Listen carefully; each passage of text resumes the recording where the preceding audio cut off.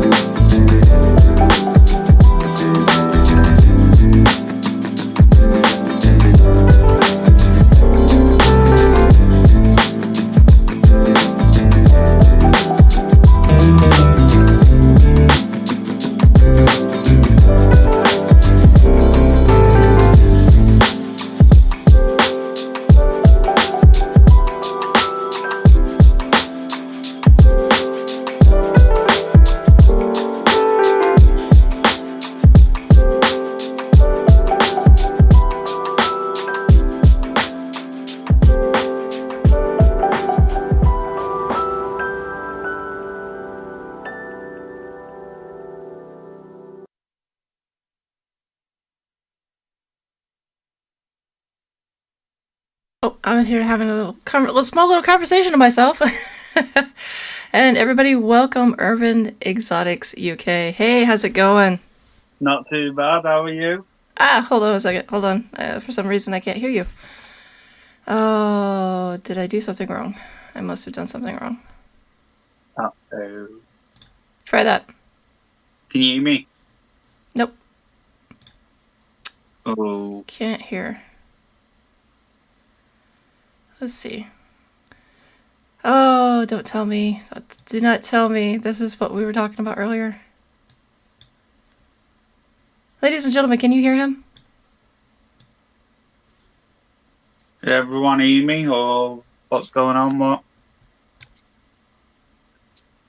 Okay, so I can hear it going through. Or I They can can see it going hear through. us. Oh, you know what? I bet you I know what it is. Hold on. Try now. Can you hear me? Can you hear me? Ah, there you go. Yes, because voice meter aux has moved over, so try that. Yeah. Okay, there we go. Now we can get rid of the echo. I was like, why is this not working? Oh no! So what had happened was one side has the music, the other side has you. So that's what's changed differently on the soundboard. So I have to get used to that now. It used to be that everybody was ran through the the same, basically the same thing because you guys were coming from the same source as the web page. But for some strange reason, voice meter is just like, no, we're going to change things. So, you're here tonight. Yep. What are you having to drink? I'm currently on Copperberg mixed fruit Nice. cider. So, and I've just dropped the box. That's usually how it goes. Yeah. For me, I'm having. I know this is going to be a game changer for most people out there, but I'm having whiskey tonight. I'm not having rum. Question is, what whiskey? Black label. Black label. Yes. Jameson's is what I normally drink. That mine is. Is this the cheapest that I could find at the moment? I was like, I'm just going to drink this tonight. Fair enough. So, this is the first time on the show. I'm so excited to have you here. I was looking forward to all week. I was like, yay! Same. Now, how long have you been in the hobby? How long have you been doing this? In the hobby, I think it's about 3 or 4 years. But I only started YouTube about 4 months ago. Oh, wow. But before that, I've always been into them, but tarantulas not so much. I used to have a massive fear. Couldn't look at pictures, anything. Okay. And then I So, decided, I started watching videos of YouTubers, and yeah, I handled one, and then I got over my fear, bought one, and then I met Scott's inverts. Biggest mistake, I ended up buying about 20. So now my answer when I buy something new is Scott's inverts made me do it. I usually blame Scott for all the snow every time it snows. Well, this goes way back when before the first snow, and I was saying, well, I kind of miss the snow, and I guess I was talking to him at the time, and next day it's like snowing, and I was like, I blame you for this, and now every time it snows, I blame you. Yeah. So, also, were you only into inverts? Were you into any other type of pets or exotic pets or anything like that? Well, currently my inverts are at my nan's. I've not allowed them at the house. That sucks. It's not too bad. I've got a massive garage where I just get peace and quiet and chill. So Oh, that's nice. yeah, and then I have my snake and my cousins. I have a gecko in mine. That's quite recent. But I've always been into koi carp. That's my thing. Oh, koi. Do you like build the ponds and stuff for them, or what do you do? I used to. I don't so much now. I used to breed them myself, Oh wow. but now it's cheaper to import from Israel. I've got a level 2 in fish husbandry, specialising in koi carp. Run that by me again. He said that way too fast. A level 2 fish husbandry, Okay. specialising in koi carp. Oh wow. So you're the koi guy. Yeah. Oh, Um, my friend. I was gonna say a friend of mine is absolutely in love with fish, and yeah. has been would rather sell his soul to get a house big enough so he can have his own aquarium, but he can't at the moment. So he's gonna I've cry that he's totally missing the show. I recently picked up a koi that albino. Oh really? Yeah. I got it for a very, very good price. Like No. stupidly good. Oh, so now this is going to be more about how do you get started in koi? Because I'm curious. Koi here in Sweden, it's really not allowed. They call it animal cruelty because of the size of ponds that most people would need for the size of the fish. Yeah. And the yards aren't really typically that big enough. And if they Yeah. are, then they have to do everything else because we have one of the most stringent, and I mean stringent laws when it comes to animal husbandry care. I mean, you can't even own a goldfish in a round bowl. You actually have to go get them in an actual aquarium. I agree with And that. With the so, how does one get started in koi? How does one start doing all of that? lots and lots of research. It took me. I fell in love with koi when I was about 6 years old. I only got my first koi pond when I was 15. Oh wow! And this koi I've got now, this red eye one, I've been searching for it for over 13 years. Oh wow! Wow! Yeah, Oh, it's okay. taken that long because the price of them are that stupid. Normally, they range from 250 to £400. This koi. Holy cow! I That's didn't. just. I didn't pay that. I paid £40 for it. Oh, how did you do that? They didn't know what they had. I guess that's how you go about doing things. Yeah. Just snipe, and then you tell them after you purchased it. No. So, Stefan Harabas, how did you feel when you finally found it? I was buzzing. I was like trying to keep it quiet, and felt like screaming, but I didn't want to do it because I'd be like, "Yep, they're gonna jack the price up if they realise." Now, no, in the UK, is there like a huge demand for koi fish and koi ponds? Is that like a big thing over there? Definitely. I know someone who dropped a couple months ago £60,000 on a koi. I'm so in the wrong business. Yeah, there's a lot of money in koi. I know the dearest koi I ever sold was $2.4 million,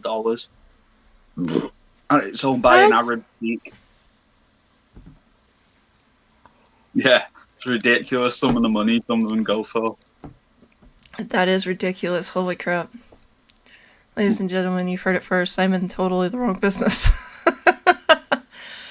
Oh my gosh. So you said you have a degree in husbandry in koi. Yeah. How do you get that? How did you get that?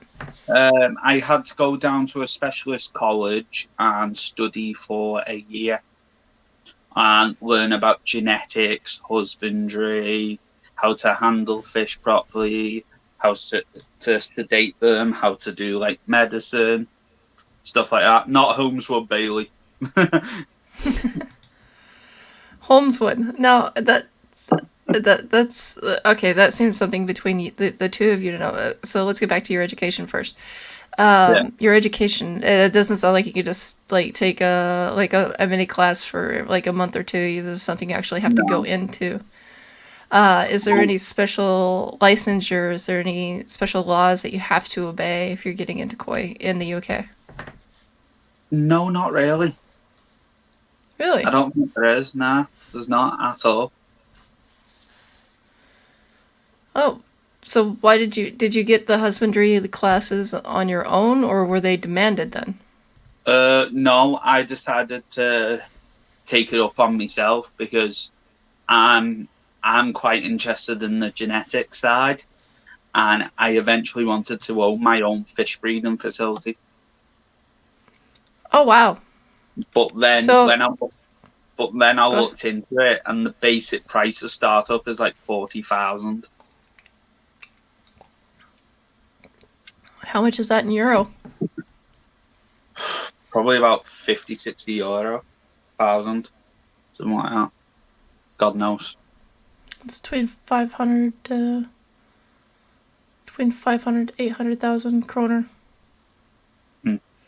That's a lot of money. Yeah, That's just too much money. yeah, I know.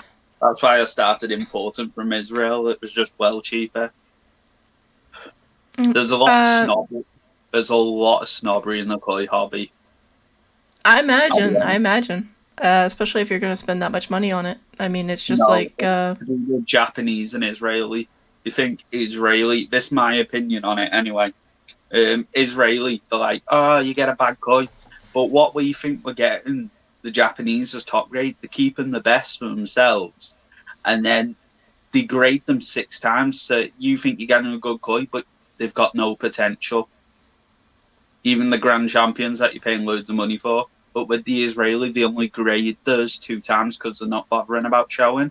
So you get like a good quality koi for half the price. oh, Yeah.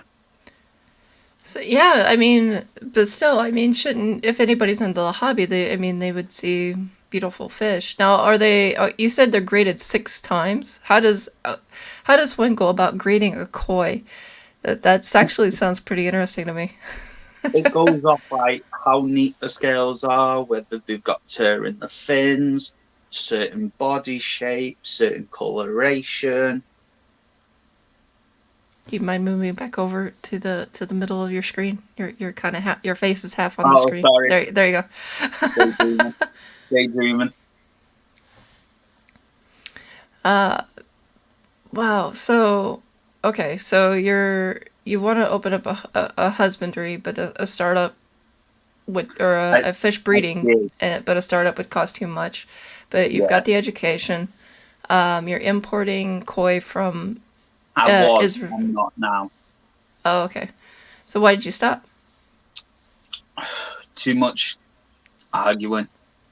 It's why I started in inverts. I kind of came away from the koi Oh, okay. because there was just so many people backstabbing each other. Wow. Like it would be like, oh, we're getting this shipment in next week, but you can't have any Wait, and what? stuff like that. Yeah, Why would they do that? I don't understand. A paying it, customer should be a paying customer. it's hard to explain. It's one of them. Wow. Completely different to the invert hobby. Completely. Yeah, I was gonna say in the Empire hobby, they're like, "Oh, would you like a tarantula?" Yeah. Oh, Ooh, would you like I a Brazilian black for free? that's That's what I got. nice, I got nice. a Diamond Philly Diamantiensis. Really, the I got, the I call it the D species, the giant yeah, D. yeah. Well, I got that for 20 quid, a large tubes with enclosure, 20 quid. £20. Okay, £20 is what in euro. I know euro and kroner. I do not know pound. And I do know US dollar because it's 10 US dollar, roughly 10 US dollar to 1 kroner, so or I think it's 10 kroner to one 1. 1.12 to your pound to euro or something, or euro to pound. Can't think. Oh, that's Google. Google knows everything. Should inbox my cousin who lives in Barcelona.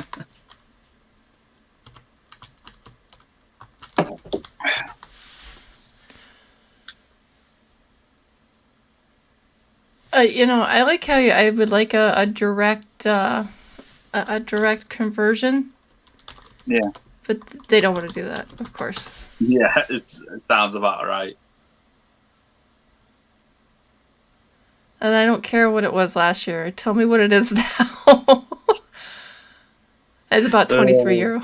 It's about 23 euro. Yeah. So about 230 crore. That's cheap. Holy crap. Yeah. Especially with when you throw in the enclosure in. Holy cow. Yeah, basically what happened, I went to get a Asimani Blue form, female, and it molted out male when I was there. And he was like, oh yeah, by the way, I've got this Diamantiensis. Do you want it for 20 quid? I was like, you sure? Is there something wrong with it? And he went, nah. Yeah, 20 quid. I was like, yep, taking it. Yeah, I was thinking maybe there's something wrong with the enclosure. Nah, I've had it. It's molted out recently, actually. Oh, wow. Yeah. My pulcra looks like it's about to molt. Everything seems to be going into molt at once. Oh, I've got an Asimani Wow form that I've been waiting over 7 months to molt. Oh, so they're pretending to be a Brachypalma. Okay. Yeah. Asimani, like, they take ages. And then I've got a Choco Gold Knee. That's in pre-molt, but that thing is an absolute ass. It's charged at me like twice today. Oh, wow. Why did it do that? I don't know. It just does that. When you go to spray water, it just gets really pissy. Oh, maybe it's the airflow they don't quite like. Don't know. But I had a super evil scorpion, and I sent it to, Scott at Scott's Inverts. And I was like, I warn you, mate, it's dead dangerous. It's aggressive as hell. It'll attack the cage, everything. He went, no, it won't. It won't be tame. Unboxed it on a live stream and it nearly killed him. Poor Scott. I warned him. Not like I just went, here it is. I guess that's fair. You did warn him. I was gonna say, I have to get a refill. We're gonna play one more song. I want to thank everybody for being on the show after we get back, and we can continue this chat. All right, ladies and gentlemen, we got our next song coming up. We are here with Urban Exotics. Give him a big round of applause. Show him some love in the chat, and thank him for being here and taking his time. So our next song coming up is Borrowed Matches.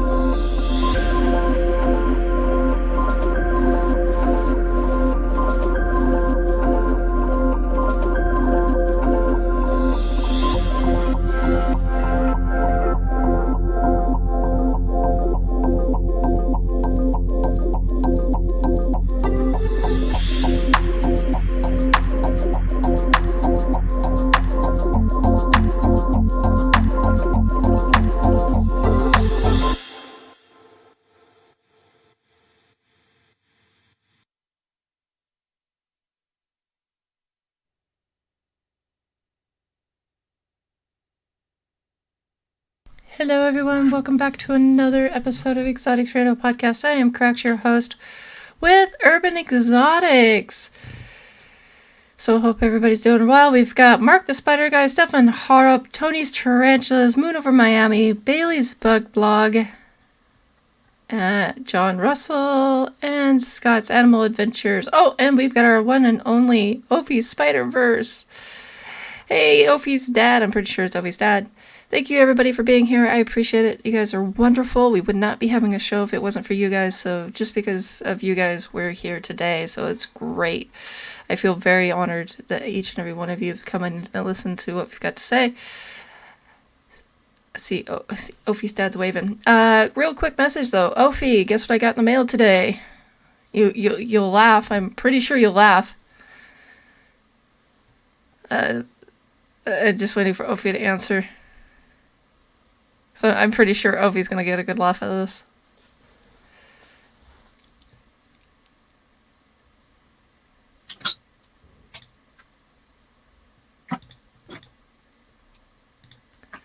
So any guesses, Opie? Opie's dad? Any guesses? What? I got the package they sent to you because my dumbass decided to not only write my address as a return address, but also the recipient, because I don't know where my head was at the time when I made that package. So anyways, the customs, I don't have to pay for the customs again. I could just move the label over and just rewrite the label. So yes, I got your package back. So... ladies and gentlemen, if you don't know what's happened, Opie's dad had actually dressed up as a bee during the time in our group. We were a walking group, and one of the things we had to look for was a bee. Gotta find a bee. Well, bees in the area were pretty cold, and somebody had jokingly said, hey, Opie, just have your dad dress up as a bee. So Opie's dad did dress up as a bee and had won the week's contest. And so the prize is basically a small starter kit, an air kit with some substrate and some moss, and a water dish, of course, and of course the container, plus some other goodies from Sweden. So, I put them in a box. I labeled them. I was such in a rush that day trying to get an address from them because I had been busy all day. So they gave me the address real quick. So I ran to the post office real quick just to write everything down, and I don't know where my head was. I'm so sorry, Opie. Oh my goodness. This is what happens when I'm in a hurry. This is why I don't touch my tarantulas when I'm in a hurry.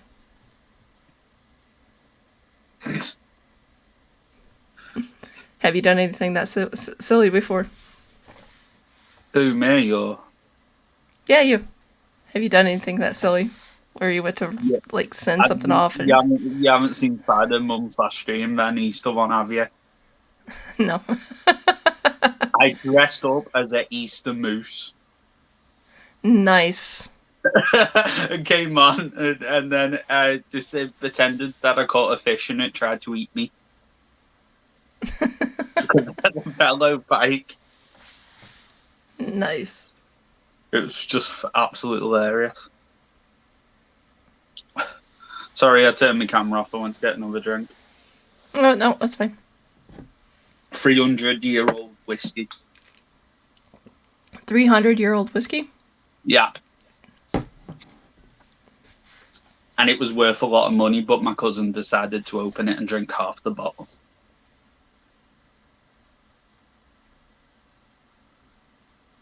Yeah, about £400 worth of whiskey. You and your pounds. You and your pounds. Sorry, money makes the world go round, as they say. That's not too bad. That's 500 euro is 5,000 kroner. Yeah. That's not too bad. Yeah, but it would have been better if it was not drunken. Tony's Tarantula goes pirate whiskey. Yes, that would be pirate whiskey.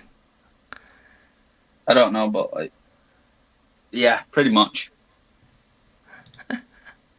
Did they even? Yeah, no.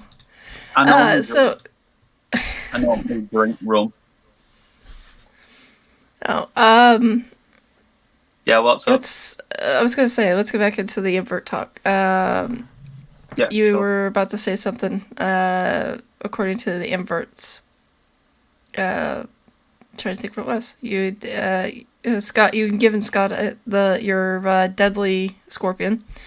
Oh yeah. So you said you had geckos and you at another friend's house at your. At Where my is your house. gecko? At your house. Okay. My So house. you're currently taking care of your gecko. Yeah. What Well, kind of look after gecko? my inverts. My nan's over the road, so it's not too bad. Oh, that's nice. Yeah.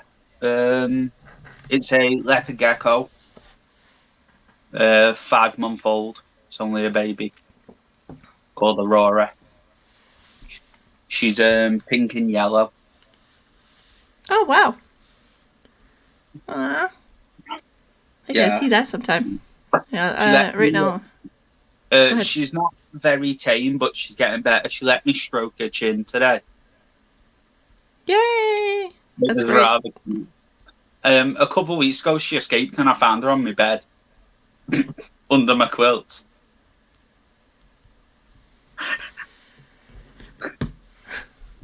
Because I found Well, out leopard geckos can jump, and I was like, oh. whoopsie. Yeah. So you went from koi to inverts. Reptiles to a bit of everything. And so far, in your experience, what was the funnest that you've had so far? Which animal have you had the most fun with so far? Well, the one I had the most fun with, sadly, I don't have anymore. She passed away. I got her when she was an adult, and it was my Heterometra cyanaris, or Asian blue forest scorpion. She was so tame, I could put my hand in and she wouldn't even go for me. Oh, that's nice. Yeah, she was proper, like, chill. Unfortunately, I lost her. I waited ages for her to molt, and then she eventually molted, and she just couldn't recover with the energy. So, Oh, poor baby. yeah. I lost my flat rock scorpion recently. Don't be giving my bloody frigging address away, Bailey. So Urban Exotics was in Skim on Saturday. Yeah, he's literally telling everyone where I live. Kinda. I don't know. Well, I was gonna say I have no clue about that. I was like, Yeah, you were you where? won't know, but UK people will. Ellie's bug babies is also in the house. Hey, Ellie.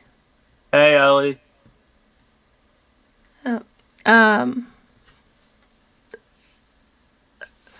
So you've lost so she passed away. So if you could get your hands on another 4-6 scorpion, would you? Or would you rather?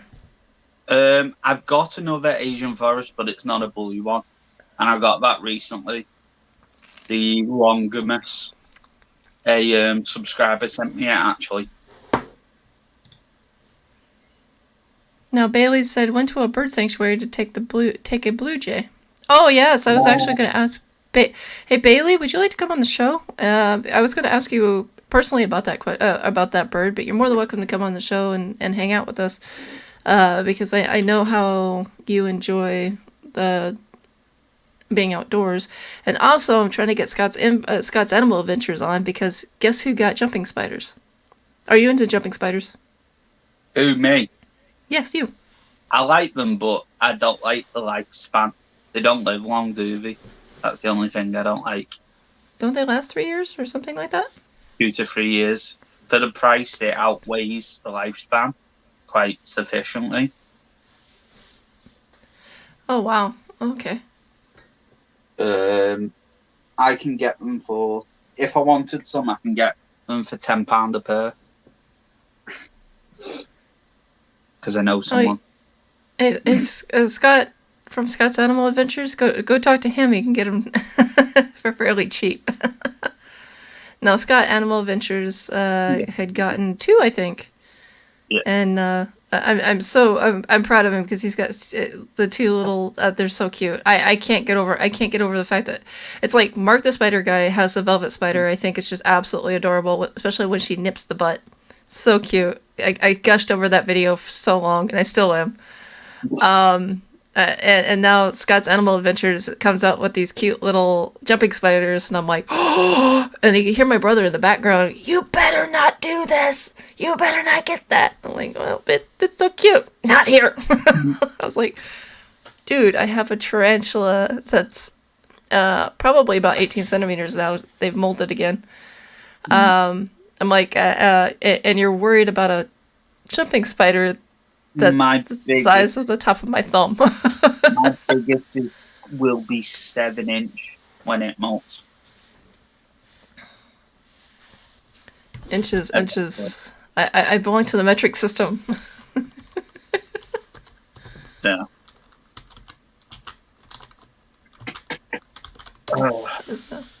17.7. That's actually not too small. It's not too bad though. I would start showing animals off, but I've had a bit to drink, so probably not the best idea. Scott's Animal Adventure says that they'll jump on. Bailey's Bug Blog is getting his mic set up, so we're going to have a full house tonight. Do so. I'm going to put the link in and so he can actually show you and everybody his new collections. I don't know, but excited about that. I might be moving near Bailey in a couple of months. Oh, nice. Yeah. Are you guys going to start doing some collabs then? We have talked about it a while ago, but it never materialized. Yeah. But my inverts will still be staying at my nan's because I'm not allowed them at the new flat. Oh no! Why? Yeah. Because they're malvenomous, they won't let me. Oh wait. Mild venom? So yeah, mild venomous. So you still don't need a DW, was it? No. DWA, no. Okay. It's on a bee sting, therefore we can have them. Yeah. But then they shouldn't have to worry about that. It's just the place, honest. But my snake is actually possibly moving in with me finally. The gecko is, and possibly another snake. Nice. Which other snake? I've got a royal python at the moment, and do you know morphs and stuff? No. Well, my royal's morph is called a TSK, Xanthic Pastel Lesser 50% Het Orange Ghost. That's his coloration. But I'm either getting a banana pastel royal or a high white pied. I think royal. Yeah. That sounds like fun. Have you ever thought about getting a corn snake? Corns, they don't like me. That's simple as it. They always seem to bite me. Well, there's I'm gonna, since I wasn't able to do a featured creature on Wednesday, I'm gonna do a little bit here now. I'm gonna insert with a hint, nudge to everybody. There are 4 corn snakes at the Big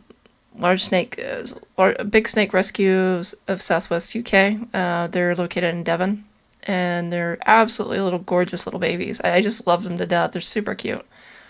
I would love to take one home, but of course, I live in a completely different country, so that's not going to happen. I'm hoping to get eventually a croquet boa or a Cali boa. Eventually. Well, why don't you, have you thought about getting a snake from the Big Snake Rescue? They're nowhere near me, unfortunately. Oh. And I'm proper fussy with snake colorations. You've never met someone so fussy, trust me. Oh, Oh, I wouldn't have to go down there. I was literally like, to find my guy, the one I got, it's normally about 250 to 400, but I got him for 70 quid, so I was buzzing. But before him, I had garter snakes, a albino checkered pastel garter snake, and a Florida blue-sided. But unfortunately, I had to get rid of them because every time I went in to get one, the other one came across and bit me. Oh, wow. Yes, and they just got too aggressive because they were in breeding mode. So I sold them to one of my friends to, breed. And I think they've had babies this year, actually. Oh, Last wow. time I looked there. Yeah. I know one of the snakes recently has had 38 live babies. That's good. That's impressive.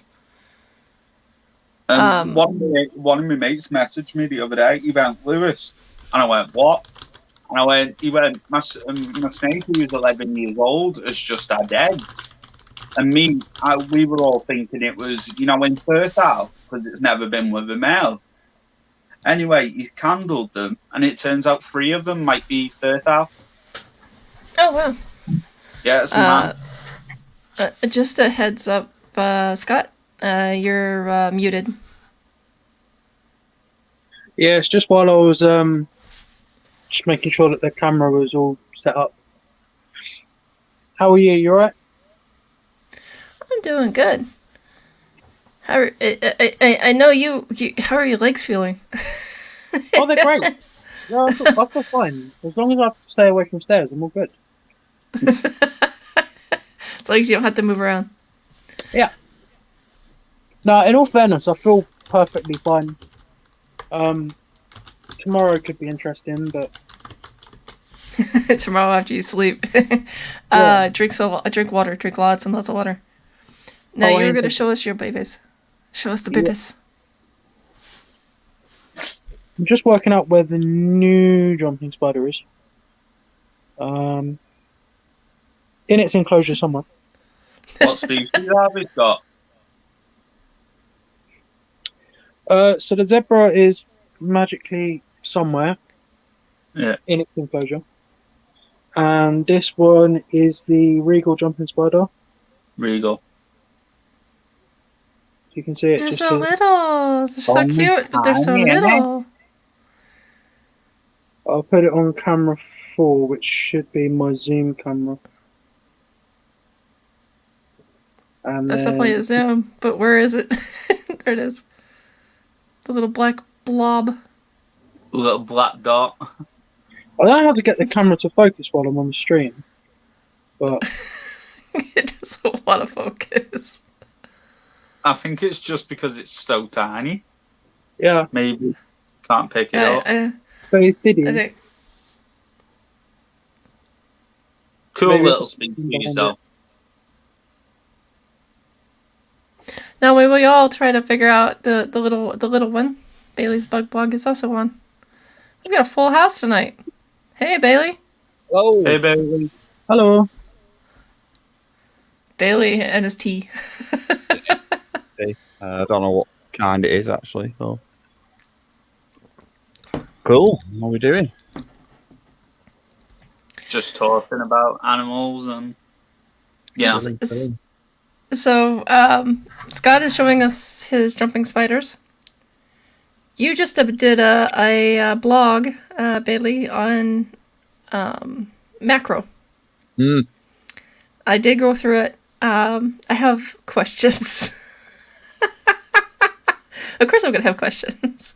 Mhm. I want to take good pictures. And you know the camera that I have. So when you do manual focus and are you taking a lot of pictures manually, or what are you doing to stack the Lag. pictures? Yeah, just give me a sec. I think there's a bit of a lag. Just wait. Yeah, I didn't drink tea at that point. I drank tea earlier than that. Right, just give me a second. So I'm syncing up the video. Does that make sense? Yes, go ahead. Okay, there is a little bit of a lag, basically. I think so. That's fine. It doesn't matter, does it? Never used the thing, but it works, doesn't it? So Yeah. Cool, right. Well, I'll just have to live with that. It's weird to see me from a parallel universe or whatever it is. So me from the past. So right. I just what were you saying? That's totally thrown me. That so. Now, what are we looking at here, Scott? We are looking at the new mantis enclosure. Nice. So put it Ooh. back to normal. I got 3 new mantises this month. I went mental this month. I've got 17 new additions. Oh.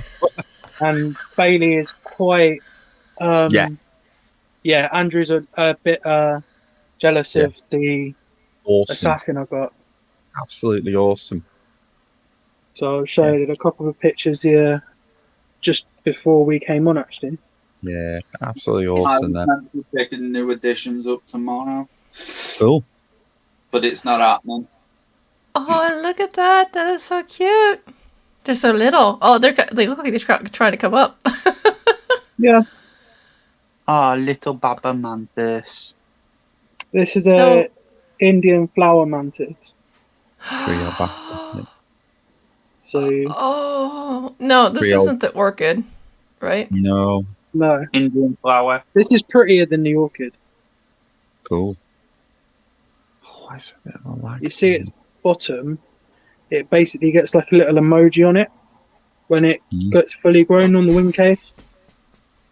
Cool, Sorry, did you just say it has a little emoji on its ass? Yeah, I'll send you pictures later. I'll send you pictures. They literally look like a little smiley face. It's the thing. It doesn't show up, but it's the image from it's. That's what my blog is a picture of, if you know what I mean. Is it like Creobatra or is it pseudo Wahlberg? Creobrota elongata. Gotcha. So, I don't know if you can read that. Yeah. Yes, Yeah. Indian Okay. flower. And these stickers were courtesy of Gab at Impossible Inverts. So he sent me over some clear stickers to label my new inverts up with. Pretty cool, aren't they? Is it a label making thing, like, or what? Yeah, it's from a Dymo machine, I'm pretty sure. So I'm looking at getting my own Nice, ones. then, aren't you? Cool. And then this one won't be very easy to see, but this is a cryptic mantis. And these are really jumpy and quite bolty. And these get a really, really pretty blue wing when they're fully grown. I think these ones get to about 10 centimeters. So a bit larger than the other 2 species I have. The Indian flower and the ghost mantis that I've got here. I'll just get a light on that. Don't know if you can see that well. Ben Butler thinks this is a male as well. But the Indian flower and the ghost will get to about 2 inches when they're fully grown. So they will be fine in essentially like a 32-ounce container. Yeah. Whereas the cryptic mantis will probably need a little bit of a larger container. Yeah, I ended up having some of the bigger mantis in either sweet jars, like big sweet jars, and doing what you've done with the mesh, like cutting them out with a hole cutter. Yeah. Or what else did I use? Or I used one of them, like put it in a tarantula room setup as well. You know, that was You alright. can see I've soldered the cross ventilation with a little needle point soldering iron and then some tully mesh on the top. Just I really love this container. It just looks really nice. Even for an arboreal tarantula, it'd be really nice, especially with the cross section and the good vent.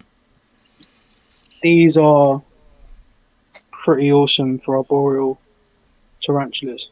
So they're I imagine 4 they'd be hard inches by. So what's that? Well, it's 100 mil roughly by 160 mil tall. So they're quite good for like subadult, juvenile. I'd say sort of like avics and stuff like that probably, or even like small pokies. Hey man. I'd imagine. Yeah, they work fine then. If you used a hole cutter on them or something, it looks like it. It's neat. Yeah, so what I've used, if I work out where I put it, I think Hey, so for chap. anyone wondering, make your life really easy, get a cordless Yeah, drill, right. and then pick up one of these cheap sets. Mhm. And as long as you go careful and you don't crack it, it makes a really good, effective way of doing it. Really good. Or you can do what I got, you know, the soldering for. It's not a soldering gun, but it's for soldering. There's a bit of lag between YouTube and I can see Lewis is eating like what's he eating? A wafer or something? What are you eating? Ice cream wafer. Yeah, good man. Maxi Bomb. The thing is, I'm dieting and I can't have sweets anymore, and he's eating that. So this is just pure torture from on my end. So I'm if I on just diet. If I put YouTube on, there's a lag in there. There's about 5-10 seconds. Have you all got Oh, that? yeah. Or- No, Something- that's why I never use the YouTube window. I always use the StreamYard window. You can't see the people in text, can you? You can't see what they're saying. Yes, you can. You can go up to comments and click on comments in StreamYard. Yes. look how calm it is as well. It moves slower than it. What do you call it? Yeah. Upon a Pelma. That's amazing. It's like the Calcodes of Assassin Bugs. They are amazing. I'm banished from having attacked the No. bugs. Aristotle. But they're called Something, whale yeah. bugs because of that top crest. Mhm. And these are an American assassin bug rather than the others, which are African. African. They are. And you hard to treat get these hold like of. a flower mantis. So a lot of people say the care is very close to a flower mantis. And that's pretty much what I'm doing. I'm not missing it quite as much as a flower mantis, but it's doing really well. And it molted last night. So I wondered why it didn't want food. Realised it was quite sluggish and thought, I'll leave it. It's at the top. I'll see what happens. And then I went to show it to Stefan's little girl earlier because they came over to pick up a couple of bits and sort of come over and have a look at the new editions in person. And lo and behold, Yeah, I more. have Great species. let them up. You guys, you've got really good quality cameras here because I don't really use this stuff. What are you doing? Have you actually got cameras wired up? I'm or are just you on my using a phone. webcam? I'm on All my right, phone. I'm using a webcam here, like on like a laptop webcam. I've I got was a gonna hammer, say, tripod, and a phone. I'm using got the a- Samsung Note 9. And my It's a shame. webcam is 1080p On HD. Hey, I see Scott having a good time over there. I promise it's for YouTube and nothing else. yeah, I'm not commenting. I'm just gonna walk away. I see the comment. I'm backing away from the comment. I got it with the mantises. So the ghost mantis I got as a freebie, and I got that and a couple of stickers. So the stickers on here, you see this one and this one. They're from Unseen Universe, which is the playermantis.co.uk. Yeah, And I'll tell you what, good trues. absolutely brilliant service, really great. Mitch. Mitch is on Senior Universe. Yeah, Mick, yeah. He's Sam Been Mitch. at quite a few of the shows. I hope he's coming Donny actually. Because he's always cool to speak to. I could see about him possibly popping on here, but I don't know if it's his kind of thing. Because I've been speaking to him on Facebook.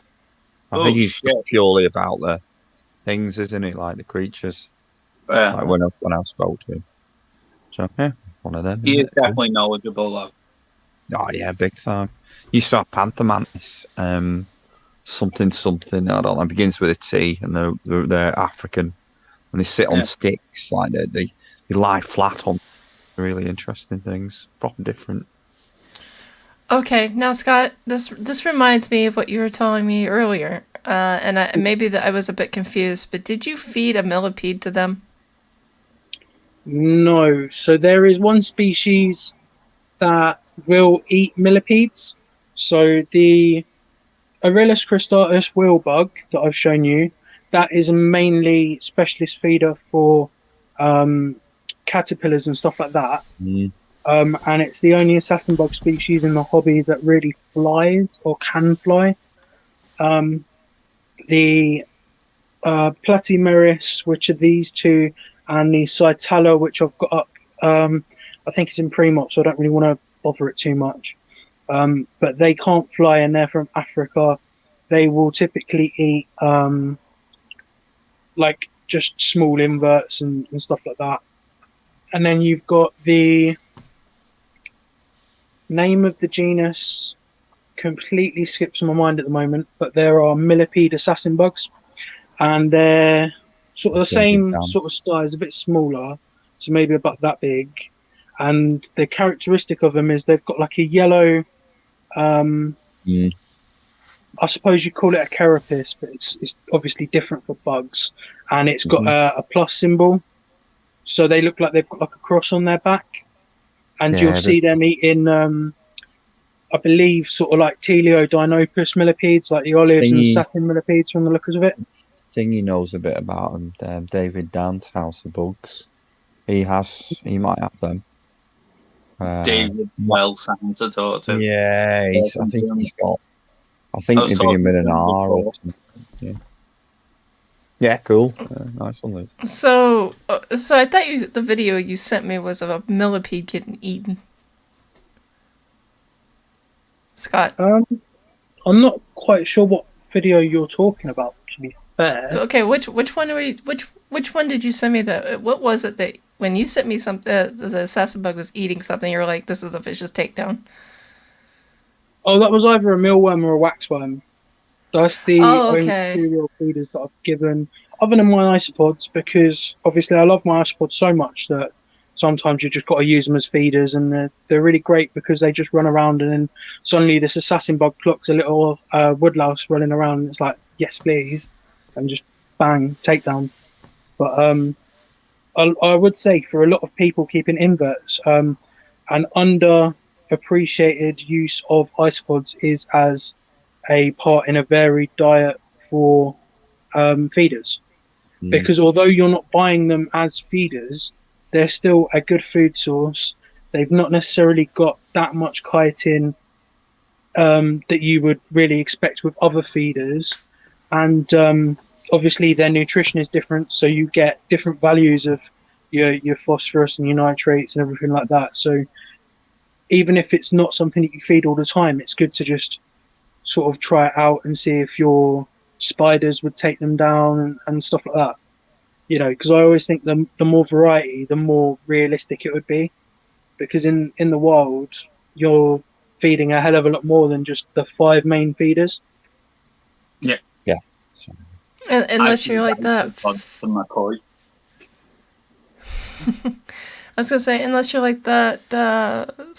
It was like a really small spider colony in a very old wasp nest. It was like 2 or 3 different little spiders snagging the wasps as they would leave occasionally, so that they would go undetected and then just consume their prey. They would pull it up underneath the folds of the wasp nest and just consume their prey right there. That was actually pretty interesting to watch. Cytala heridia, I've got set up with them in. Trying it might work very well looking at it. But when I had a look, like I was rejigging it, putting more cork bark in, and sending on some of the young, I found a flipping small centipede in it, like a peedling, so that was probably having a whale of a time. It's just probably munching whatever. Oh my god! It's because I buy Westmoreland topsoil, which is from like places like B&Q and stuff. It's like it's all it is. It's just collected. The topsoil's just collected. It's probably graded through like these big sieves like riddles, but there's still wild things in it. So. Yeah, I found a lot of Lithobius near me in Hartford. Yeah. and it was absolutely brilliant because I was trying to sort of get it onto a stick and sort of not handle it, but have a little bit of an interaction with one. Bit by one of them as a It's kid. the closest I'll ever get to a Dahani, because you will never see me buying a centipede. And I am saying that now, and I'm sticking to it. And in 10 years' time, when I've got 5 of them, don't blame me, because I'm very much warming up to the little ones. So Yeah, the Lithobius are just stunning. If you've not seen them, they're the UK ones that don't look like little wire noodle things. yeah, it's but not a soil one. It's the of the pure deep red one. Malaysians. Yeah, I've been bit by one. Picked one up can't as a kid. imagine I was that like, was "What's very this?" I've been Ow. bit by a native centipede. I was in the bathroom and and I was having a shower and it fell off the roof and bit me. How on earth did it get there? I don't know. Brilliant. My hand swelled up as well. I had a Yeah, massive it's lump proper on my hand. venom. So, yeah. Yeah. Yeah, the stone centipedes, the Lithobius genus, they're not necessarily to be messed with. Definitely not. No. No, I've been bit by a centipede. I'll never own one because of that bite. I said that, and then I've got a Doesn't work, Vietnam does it? scientist because did some research, got drunk, and ordered one. I have no Oh, idea where wow. my zebra jumper's gone. Bailey, that looks That's good. all right. Oh, I have those. I have that same. I have 2 enclosures of that same exact model that you have in your hand right now, Bailey. Yeah, I like these. Yeah. I hate them. I hate them so Oh. much. I hate them so much. Yeah, I like the look They're of them. I can imagine they scratch really easily. No, they don't. They're actually really good. With all of that, the only reason why I hate them is if you've got tarantulas, the lid likes to when you twist the pins on top to hold the lid down. Mine tend to stick a little bit, and so the tarantula likes to get out each and every time. Yeah, I have that problem. Well, That's why them bugs are in it. Stepping on the really hub, dumb. really. He's redone them. The magnets now. We've got the Really? old ones. Yeah, the magnets, and they're good. They're like solid magnets. You could. A couple of people have like pulled them apart, but they said, "Oh, it doesn't stick," but they never use force. And Then the tarantula's no problem. You can keep it's a not tarantula in it, gonna no last problem. It's a shame, really. It's a shame I can't use. It's a shame I can't use this setup or whatever to just use proper video. Does that make sense? I'd like to be able to like feed through one of my good cameras and show. I keep mine in rubs, raw plastics, and my centipedes in an old CD rack that I converted. Oh God, Coromoris. Coromus diaphorus. Is that the tractor millipede? Yeah. Yeah. Yeah, I got it from Tony. I ordered it a couple of weeks ago, and then with the weather, etc. Obviously, because Tony's so reputable and really responsible with his shipping, I waited a while, and I'm so glad I waited, because if these had turned up and they weren't in good nick, I would have been heartbroken, because they are absolutely stunning. I've heard Really they breed quite well, but they don't have a long lifespan. That's the plan. I'm planning to breed these. I've got a trio of 1 male, 2 female. If you got any extras, send me some. I think it would cost a lot to send to you cracks. Yeah, this works. What I'm going to do... hung up. Oh, good. I'm going to try and video something and then see if it works. When you put the screen like that, do people do stuff like that? Sometimes it just goes white out. That's crap. Yeah, just going white out, mate. Right. So it's not going to happen, is it? Anything like that? Nah.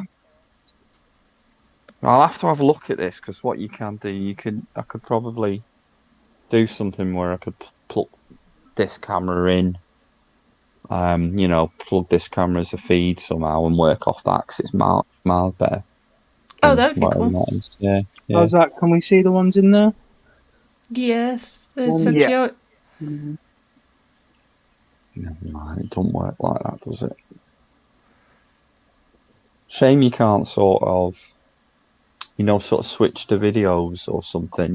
Let's say if you had a video on your computer and you went, just not. Okay. Didn't mean to do that. The really good thing about my phone is I can swap the lenses. So because I've got the Huawei Mate 20 Pro or whatever it is, I think that's the name of it, I can swap between macro and different lenses on the fly while I'm on stream. Yeah, cool. That's how I'm getting the better shots. But... So this is a bit. We've done this for macro video. If we do, let's have a look at profile. There. That's the actual lens. The lens is there. I've got 2 extension tubes as well, which let me go close. That's a 50mm lens, which is more. So is the extension tube like a way of getting a larger macro without spending 3 times the price? Yes, yeah. I mean, I'll show you. What happened to your buggy? Anyway. Is it playing dead or is it actually? Yeah, it's playing dead. These are renowned for it. I want a blue. What is it? The blue beetle. Yeah, Death Phoenix. Oh, somebody's got a cute little. What is that? Icepod. Oh, it's so cute. It's a high white morph I've produced. Yeah, Scott, I produced it. Immaculatum. Yeah, but it's a high white, it's called. Okay. And I've only managed to produce one. I take your high whites and I raise you with my new ones. Which I got on a trade luckily, because otherwise I would have paid a lot of money for these. Oh, sorry. There's none on the book ones too. That one's really. Porcello Bolivari. Go to camera 4 so it zooms in. Japanese, what's it? Millions of critters have said. He's got some Japanese magic potions. What are they? Come on, camera, please focus. Please focus. Are they the T positive albino magic potions? No, these are Bolivari. Those are interesting. I really wish it. Yeah. I'm getting some yellow morphs. Scott, I'm getting some yellow morph zebras and I'm getting some chocolate zebras. Yeah, I've got some yellow zebras, mate. If you want some more, get in touch with me. Which, the yellows? Yeah, because I think we've got a few available. Only a small quantity, but it might just help you out a bit. But that's the Bolivari. I'll inbox you the prices and ask for prices in a bit after this. You know what that looks like? It looks like what is that one that they found that was huge back from the Jurassic era? Oh, wow. What is that? What is the name of that one? You're thinking of Arthropleura or something similar to it. Yes. These are absolutely brilliant. They're Spanish as well, so they do get quite large. I was going to say that. I've currently got the zebras, the dairy cows, and I've got Porticello Ghost. Porticello Saber Ghost, sorry. Yeah. I'm gonna have a read. Sorry, I keep sidetracking because I'm interested in all this video stuff. Sorry, guys. I know it's not invert related. But there's an option, isn't there? Like a share. A little bit of a shout out while I'm live. Really, really happy with it. So I figured it's worth it. If you guys want botanicals, like your lotus pods, different nuts, leaves, stuff like that, there's a company on my Facebook group pioneering isopod and millipede keepers called L Aquatics. If you go on my YouTube after this live stream and that, you'll see I'm posting an unboxing of it soon if it's not already up. And you can get these pods for 25p, and the larger ones I think are about £1 each, but you can get a box for a discount, and it's just like a variety of different things. So like older cones and stuff like that. It really kicks what do they actually do? Do you feed them or what? Yes, they eat it, but they also hide in it, and it just really bumps up your bioactive if you're into that kind of thing, and with your spiders, it's just good for decor as well. So I think I might as well. Also, so they're not toxic to spiders. No. No, so lotus pods, etc. All of the botanicals are perfectly fine as far as I'm aware. Always do your research though, because Springtails. Hey. I've got some fish food for them, so they've exploded again because they put fish food in, which is good. No, this is something I've noticed nobody talks about, is what's toxic and not toxic to tarantulas when it comes to vegetation. Yeah, so my understanding of it is treat spiders the same as you would reptiles and amphibians. So the safest thing you can ever do, as far as I'm aware, is to treat any exotic pet as an amphibian, because they're the ones that will take all the toxins in through their skin. And for the most part, if it's toxic to them, it will be at least mildly toxic to something else. True. So I think if you go on dendro boards and look at what's safe for them, I think you've got a pretty safe bet that will be fine for a kid. Dendro boards is great for like I think the idea is like creating an enclosure, isn't it? They're brilliant for that. Yeah, just avoid the trying to think of a family way to say it. No, you can say it. It's Friday. You can say it. Well, the bitching, you know. Wankers, yeah. Someone asks a genuine question and then gets jumped down the throat, but that's just any forum online. It's like That's just forums. UK, mate. Keyboard wankers. That's forums in general, and that's one of the reasons why I tell those getting into hobbies, stay away from the forums, unless you're looking for a place to buy from, because if anything, they're really great about figuring out who to buy from. I've kept for 30 years. That's what you get. I've kept for 30 years. You get stuff like that all the time. Oh, yeah. Yeah, I've got 30 years experience them wrong, keeping a ball python in a rug. Great. Yeah. Oh, my I've got Lord. 30 So that years makes you- experience changing toilet paper. Yeah. Exactly. My God. Oh, no. I'm just looking at.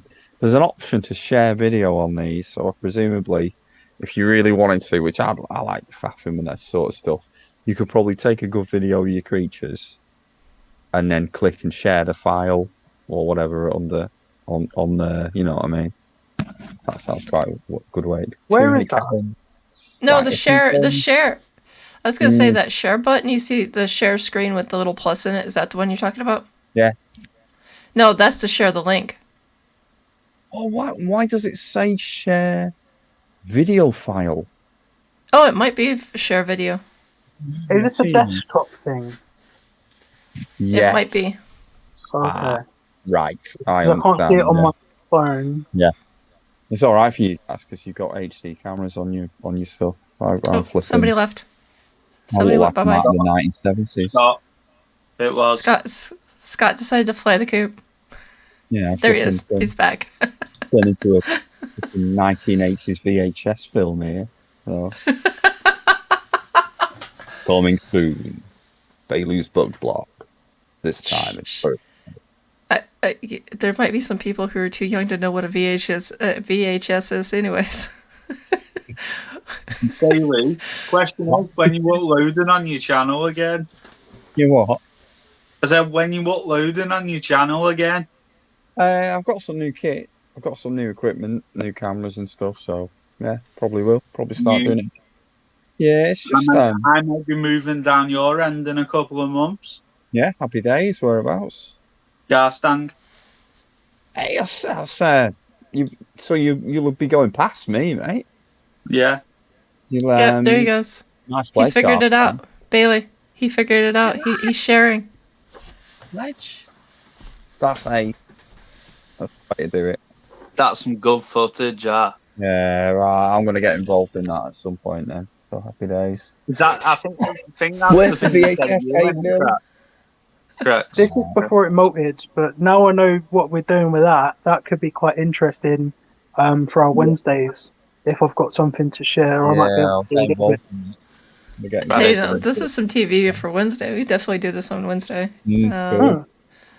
Is that wait? What is on his leg? Is that a mite? No, so what it's doing is there could be a springtail, but the movement you're seeing there, I think that's pretty much it preparing for its molt, because this was last night when I was saying I offered it some food and it was really sluggish and didn't really want to take anything, so I left it and then it turned into what it's now looks like. So I think Well, this is sort of the movement's not what's bothering me. It's the little bump on the leg there. You see that, right? I can't see what you're referring to. One of them, if it's a mite, though, isn't it? The flipping. You never entirely escape them, to be fair. I doubt it. It's the back leg. It's the back leg. Little dot on the back leg. Is it on the end of it? Not the It's end. like It's kind of like halfway halfway up its femur. I'm just having a look now.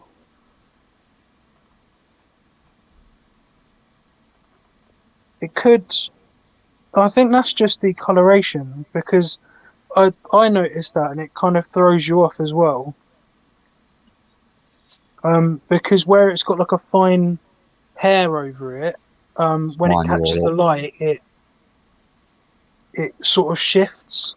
It's got like a velvety kind of appeal to it.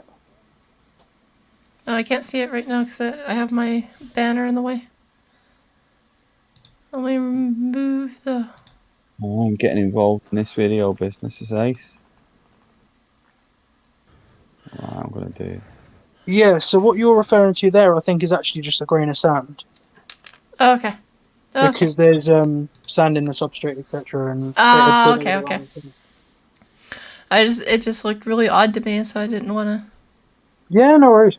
For all intensive purposes, I'd rather someone point it out and investigate it than not notice it and have problems. Oh, especially when it comes to mites. Yeah. Oh, mites are a pain. I had it with that, the blue scorpion I was telling you about, cracks before. Yeah, Yes. well, I bought some feeders and I didn't realise and fed it. I was like, what's going on here? And it turned out it was mites, and I had to change my substrate 4 times and treat it with spray, and it ended up costing me like £15 to sort it. I would. Nightmare. The best thing to ever come into the reptile hobby for mites was the Taurus. The predatory mites. Absolutely incredible. 2 days later, there's nothing left. And then a month later, it's 100% gone. Yeah, Yeah. I tried to get one shot, but at the time there was like a shortage, so I couldn't get any. I'll be honest. I mean, I'd take mites on the chin. Really, I'll be honest. I mean, don't get me wrong. The problem with mites is they're always going to be there, aren't they? They're essentially the part of what you'd call household dust, grey mites. So I wouldn't go absolutely crazy about them, but just try and manage them. Brain mites are harmless for the most part. They're just unsightly. It's the mites that prey on. So if you squish a mite and it comes out red, you've got a problem. If you squish it and it comes out brown and soily, it's a soil mite. If it comes out like white or something like that, it's typically not an issue. It was But obviously, red. any mites you want to address for your own peace of mind. It was the thing when you squish it and it's red. That's the ones I had, Scott. Right. So that's basically where they're feeding on blood. Yeah, it was. So I had to get rid of them. And fast. No, I have the joy of living 2 hours away from a veterinarian that actually sees arachnids and large insects. you know, they take care of a wide variety of exotic animals. So I have the privilege of actually having a type of vet that actually sees these animals. So what happened was when I think it was 2 years ago, I went to work and I was gone for about 2.5, almost 3 weeks. My brother thought it would be cool to feed my Izzy, my Regalis, a wild moth. Yeah, and I bet that was. It was the worst idea he'd ever had in his whole entire freaking life. I was so mad. I come home and I see Izzy and I see these little white tiny dots that just look like grains of sand in between the joints of his legs. He's black. Well, you know what a Regalis looks like on the underside. And you know the little kind of transparent bands for the joints that they have was white. I'm like, that doesn't look right. Yeah, right on University. Yeah. And I'm like, where did this come from? These are mites. Where in the hell did they come from? And of course, finally he fessed up because he felt guilty, and I'm like, oh, I was so mad. They hit your ride on moths. I mean, if you ever Yes, find they a do. beetle in a while or a moth, like they just sat on it, they just hit your ride. Yeah. Yes. So, anyways, I took him to the vet, and she looked at him. She took a swab to the joints to try to get a few of them off, to see what kind of mite that we were dealing with, because if it was predatorial, he needed to go into what they had their own incubation, because they have a real ICU for animals that go through that. And I'm thinking the worst case scenario, overnight stay at a specialist hospital for this is going to get expensive really quick for a tarantula. Luckily, no. These were the good moths that ride the good mites that ride moths. They basically keep the predatory mites from coming into the cocoon. So they were just hitching a ride with him to find a place to live, basically.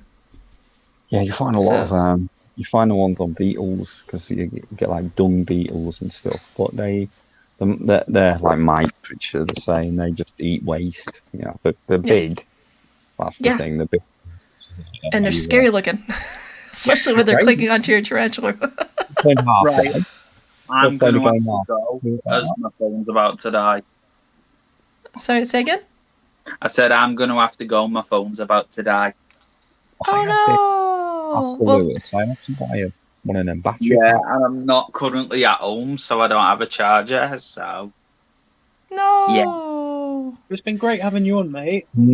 I'm glad you came on. We'll definitely have to do this again.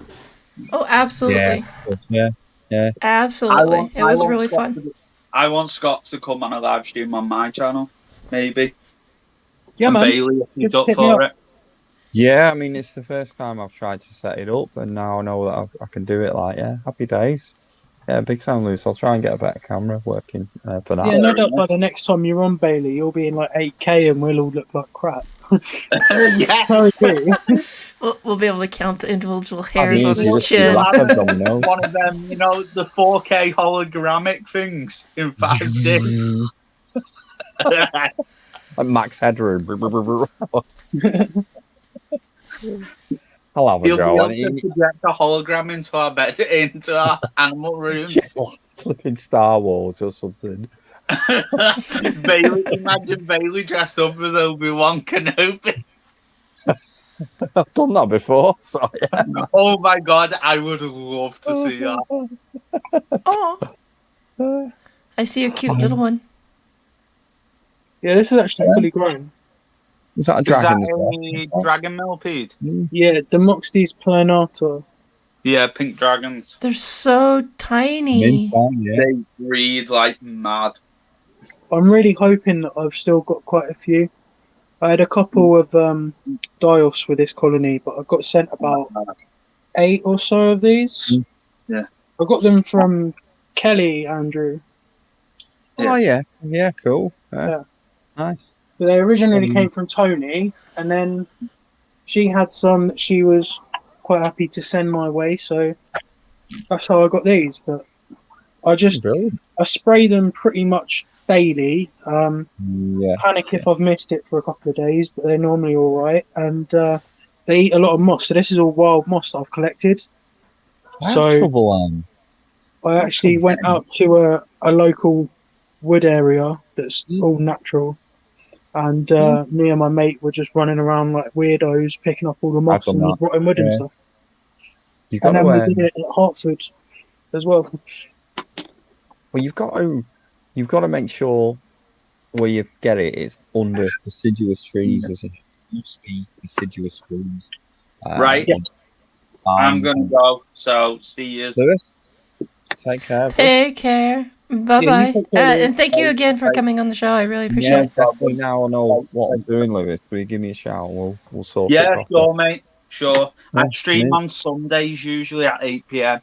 Usually good for me then. It depends if I'm up on a Monday at like 5. That's a killer. But yeah, nice one.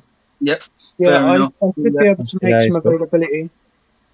Okay. Me, Might be yeah. on Adventurous Keepers, Adorable Creatures at that time. But I'm sure if we arrange in enough time, then I'll be able to. Yeah, yeah. If there's no rush, I won't be doing one for a while anyway. Yeah. Yeah, until you get set up proper Nah, again. I've Like. just got a lot of personal stuff going on at the moment. Oh well, chin up, mate. You know how it is. Yeah, all the best, mate. Yeah. You can keep Okay, grinding. see you. Yeah, I will. See you later, Okay. mate. Bye. Take care, Bye. Lewis. Bye. Yeah, sound lad. Right. Take care. Okay, he's not a million miles from me, Lewis, and there's a lad called Alex, who Alex lives pretty much down the road from me, in a village called Croston. So I just have a Cool. question. Why are all the cool people in the UK? Why are none of you closer to me? it's no We're good. not is it? afraid our tits off cracks. Well, at least you're actually in Sweden. You know, that's the difference. Flipping out, my mates. I've got 2 mates who've moved over there, and they love it. You know, this lifestyle compared to here. I guess it's always a grass is greener thing, isn't it? You know. yeah, the grass is greener on the other side. Yeah, but they love it. Absolutely love it. Well, you know, when you wake up it's at the end of April when you wake up and there's snow and it's a blizzard outside. It's not so fun. Right. Yeah. Fair enough. Yeah. Oh, is this the setup that you did, Scott? This isn't the new one that I'm doing for a friend, but this is my boa setup. He's in his hide at the moment, but you can see I've got the misting set up. So it comes from the roof, comes down, hydrates, and it's all Wi-Fi controlled. All live wow. plant. And then it's the first time I've been able looks so to really nice. show, but I've got a full-size tripod now, so I can just move them along. It's the hognose setup.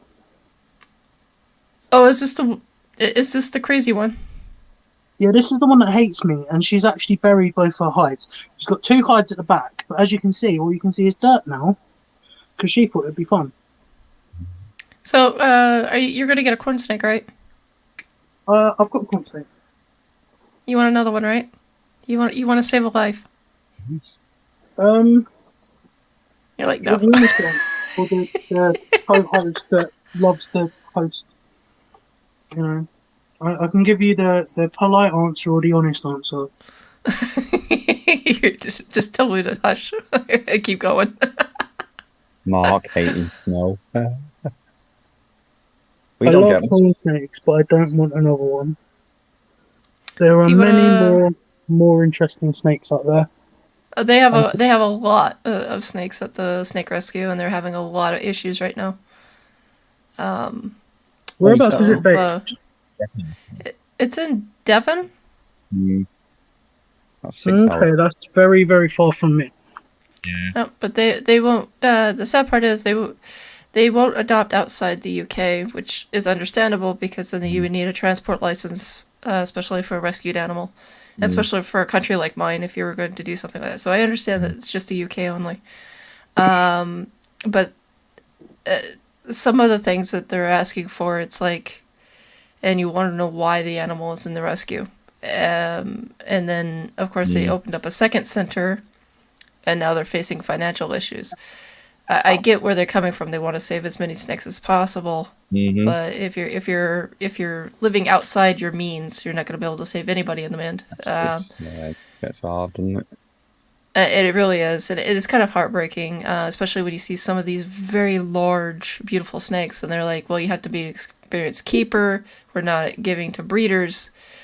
And I'm like, "This you're when you're looking for experienced, why don't you have classes and help people?" I'm sorry, say again? Beggars can't be choosers. If you ask too much from a rescue, it's very good for the snake, but they won't move it. Exactly. So I'm trying to think maybe they should come up with some sort of like an educational class, have you come in and volunteer, because, if you're getting into snakes and you see this big, beautiful animal, but you don't have the experience that they're requiring you to have, you can't save a life. You can't help them. Yeah. So my thing is then do something to help the public get to the means that you're expecting. And it's kind of sad in a way, and it's even sadder is when they're starting to take in animals on a daily basis or a weekly basis, and it's like, well, good luck with that. Yeah, there was one. There's a corn snake found in the local village, like not too long ago. I think it got taken in properly, like someplace in Preston, but they did say, like, if you got the facilities, I could have sort of set something up, but it's not something I was set up to keep permanent. Well, they have pythons, they have boas, these are extremely large snakes that they're taking in. And it's like, well, we're looking for an 8 foot. We're looking for this snake. It needs an 8 foot plus enclosure. And it took me a long time to figure out how much. Yeah, it needs its own room at that point, and it's like, and you have to be an experienced person. I'm like, good luck with that. Yeah, crazy. I get to see Scott for the first time. I get to see his real face for the first time in a long time. Usually it's just a photo and like a quick passing. He's there on my screen. Opposite world, don't worry. Yeah. I'm trying to get on the beard game with Andrew, but I was thinking, are you trying to? Mine off. I've gone for the double game, but now I want to grow it back, so that's it. I was just to say he's got this Viking look going on. Yeah. So you've got the Danish look going on. The little the little nose with the short dark beard. He's got this. And then the shaved head. YMCA look with that. Exactly, but then you also have the shaved head. The shaved head. What you have is like the Danish look. He's got the full Scottish look. He's got the young Scottish look before, or not Scottish, but Swedish look before they start losing their hair. I'm not from Scotland. Bonnie. I'm not from Scotland. My name's Scott. I'm not from Scotland. Are you sure? Funny. Oh. They call us here. Sorry. They call us. My beard's just wiry. It's really bad. Yeah, but a lot of Vikings have that. That's a Viking beard. I quite like it. A couple of people have told me to shave it. They're just jealous because they don't have anything to scratch or rub. I mean, they are females. All right, I thought you were insulted. It's okay. If my mum had a beard, I think I'd be a bit worried. I used to work. But anyway, getting back to the invert. Well, I've had 17 new additions. Have you had any this month, Andrew? No, it's just changing. It's just molts. I'm just holding off really, and thingy told sending a few mature males to different people. Okay. I'll probably inherit some slings after that. But really, it's just been a case of rehousing stuff, and stuff start to molt on. I've got a bloody macrothelae, the little naughty little spiders, which I never see. It's a Macrothele Parroco, or it might be Taiwanensis.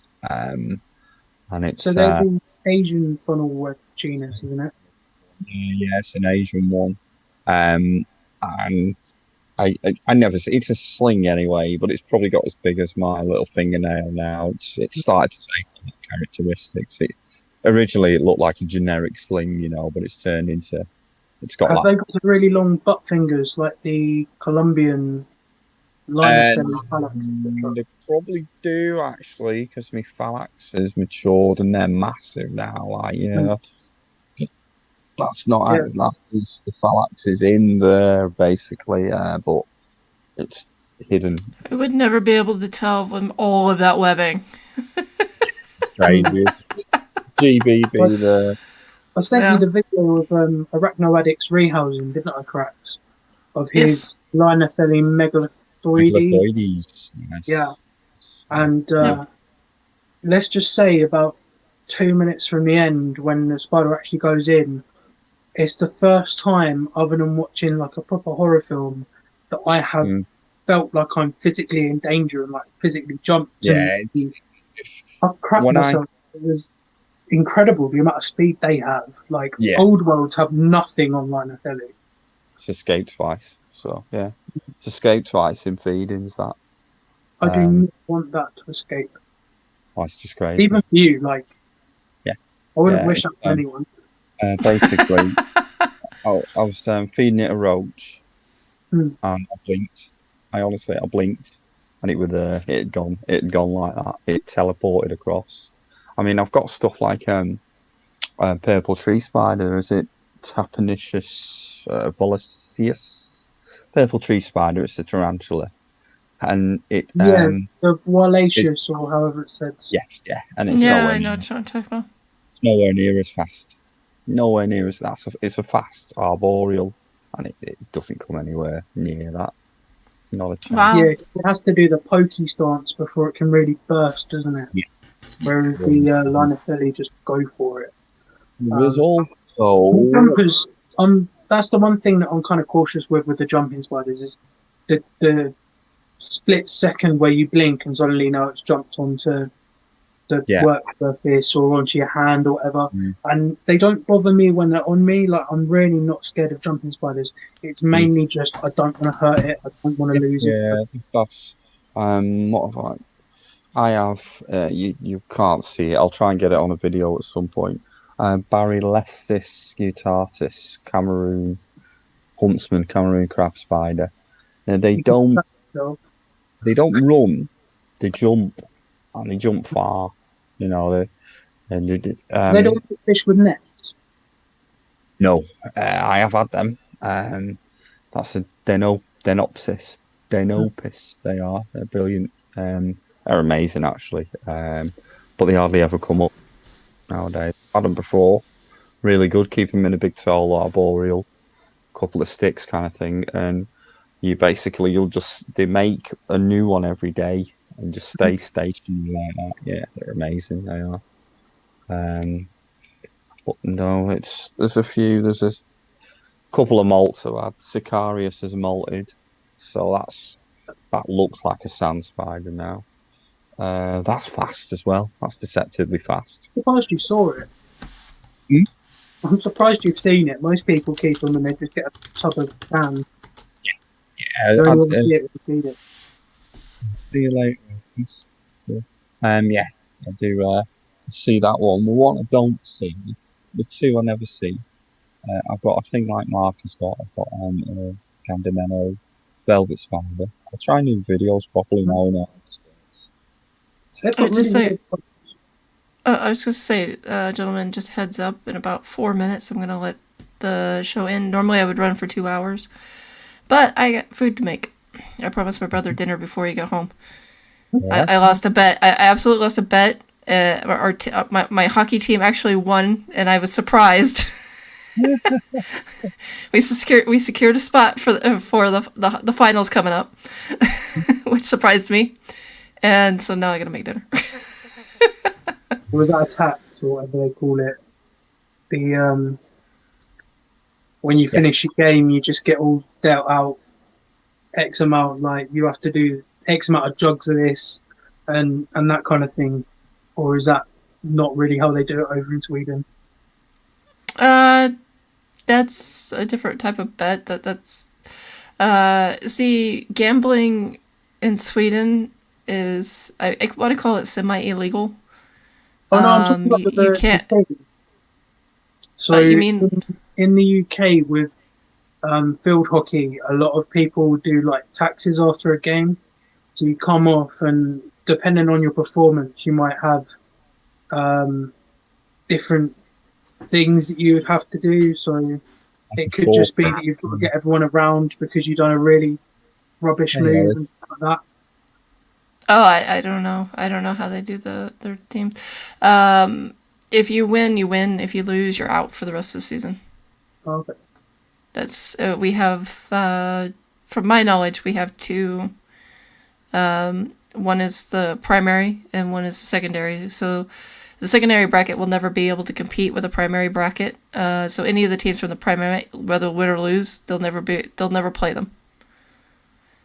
And all the teams want to be in the top bracket, of course. So they have a preliminary year or a preliminary. Is it preliminary? I think that's the right word I'm looking for. Not too sure, but before everything starts, basically before everything starts. Yeah. So qualification. There you go. So one team will fight another team, and then that depends on that team's rank. So if say you're a top team, well, we'll use Scotland. We'll use Stockholm as an example. Stockholm has one of the best teams in our country. So they're in the one of the top brackets. So say a smaller team beats them, then they don't rightfully take their spot, but they will take the two numbers and basically bump them up to the first bracket. So now they're with the best of the teams, but the best of the teams are going to. We'll find out if it was a fluke, if it was made out of luck. But that means the Stockholm team will be knocked down into the second bracket. So all those teams have to now fight one of the best teams in the country. So good luck with that. Like seeding. Something like that, yeah. But that's.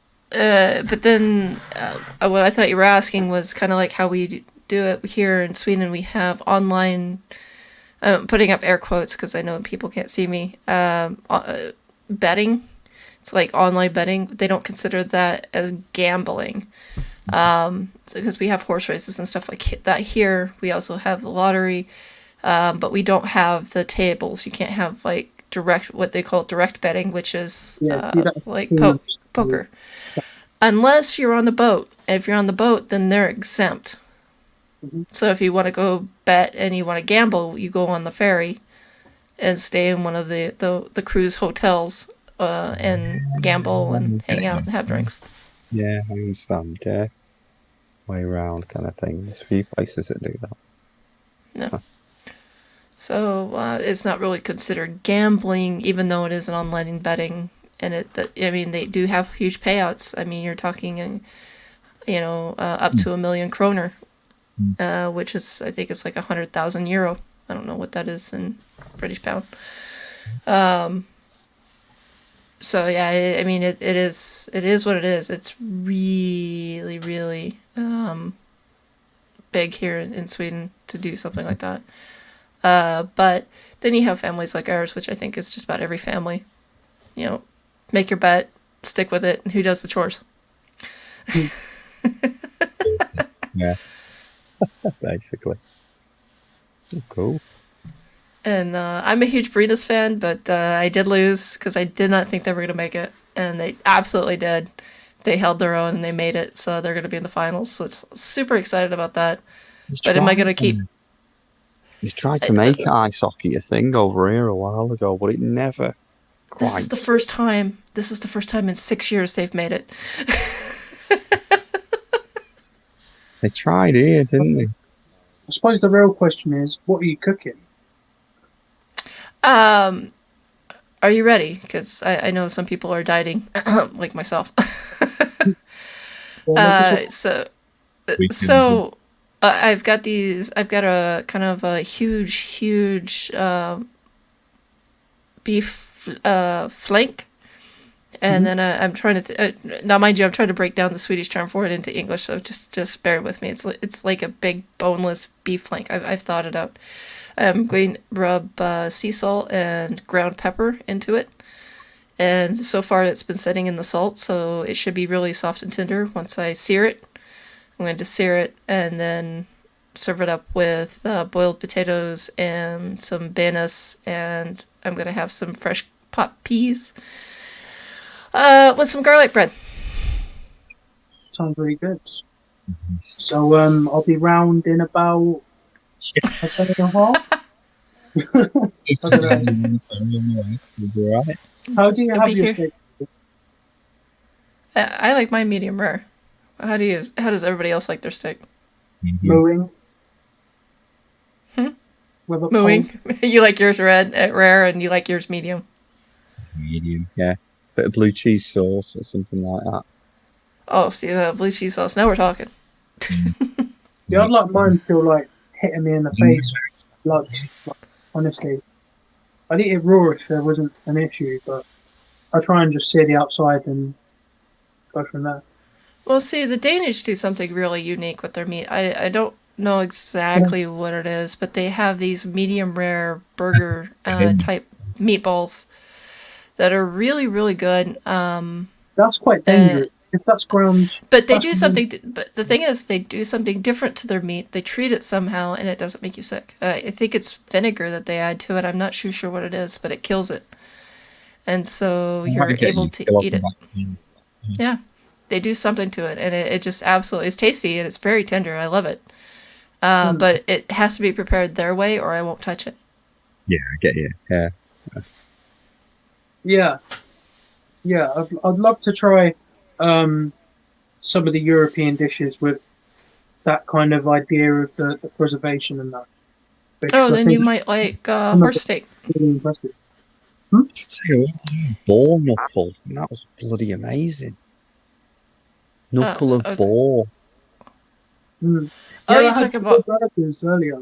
Not earlier, the other day. Dad got some. They were, I don't know, reduced because they were just on the meat counter and they had to get gone or whatever. So I had a wild boar burger and that was banging.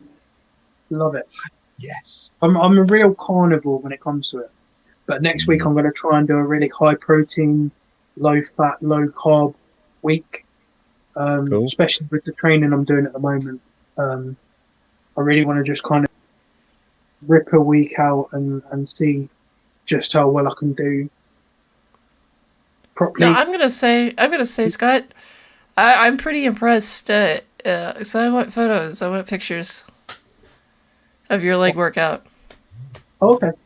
Yeah, I can send you over the 400 kilo leg press, but the 513 that I did today, I didn't actually get on camera, unfortunately, because my two friends and another member of the public were quite happily spotting me as I'm pushing over half a ton.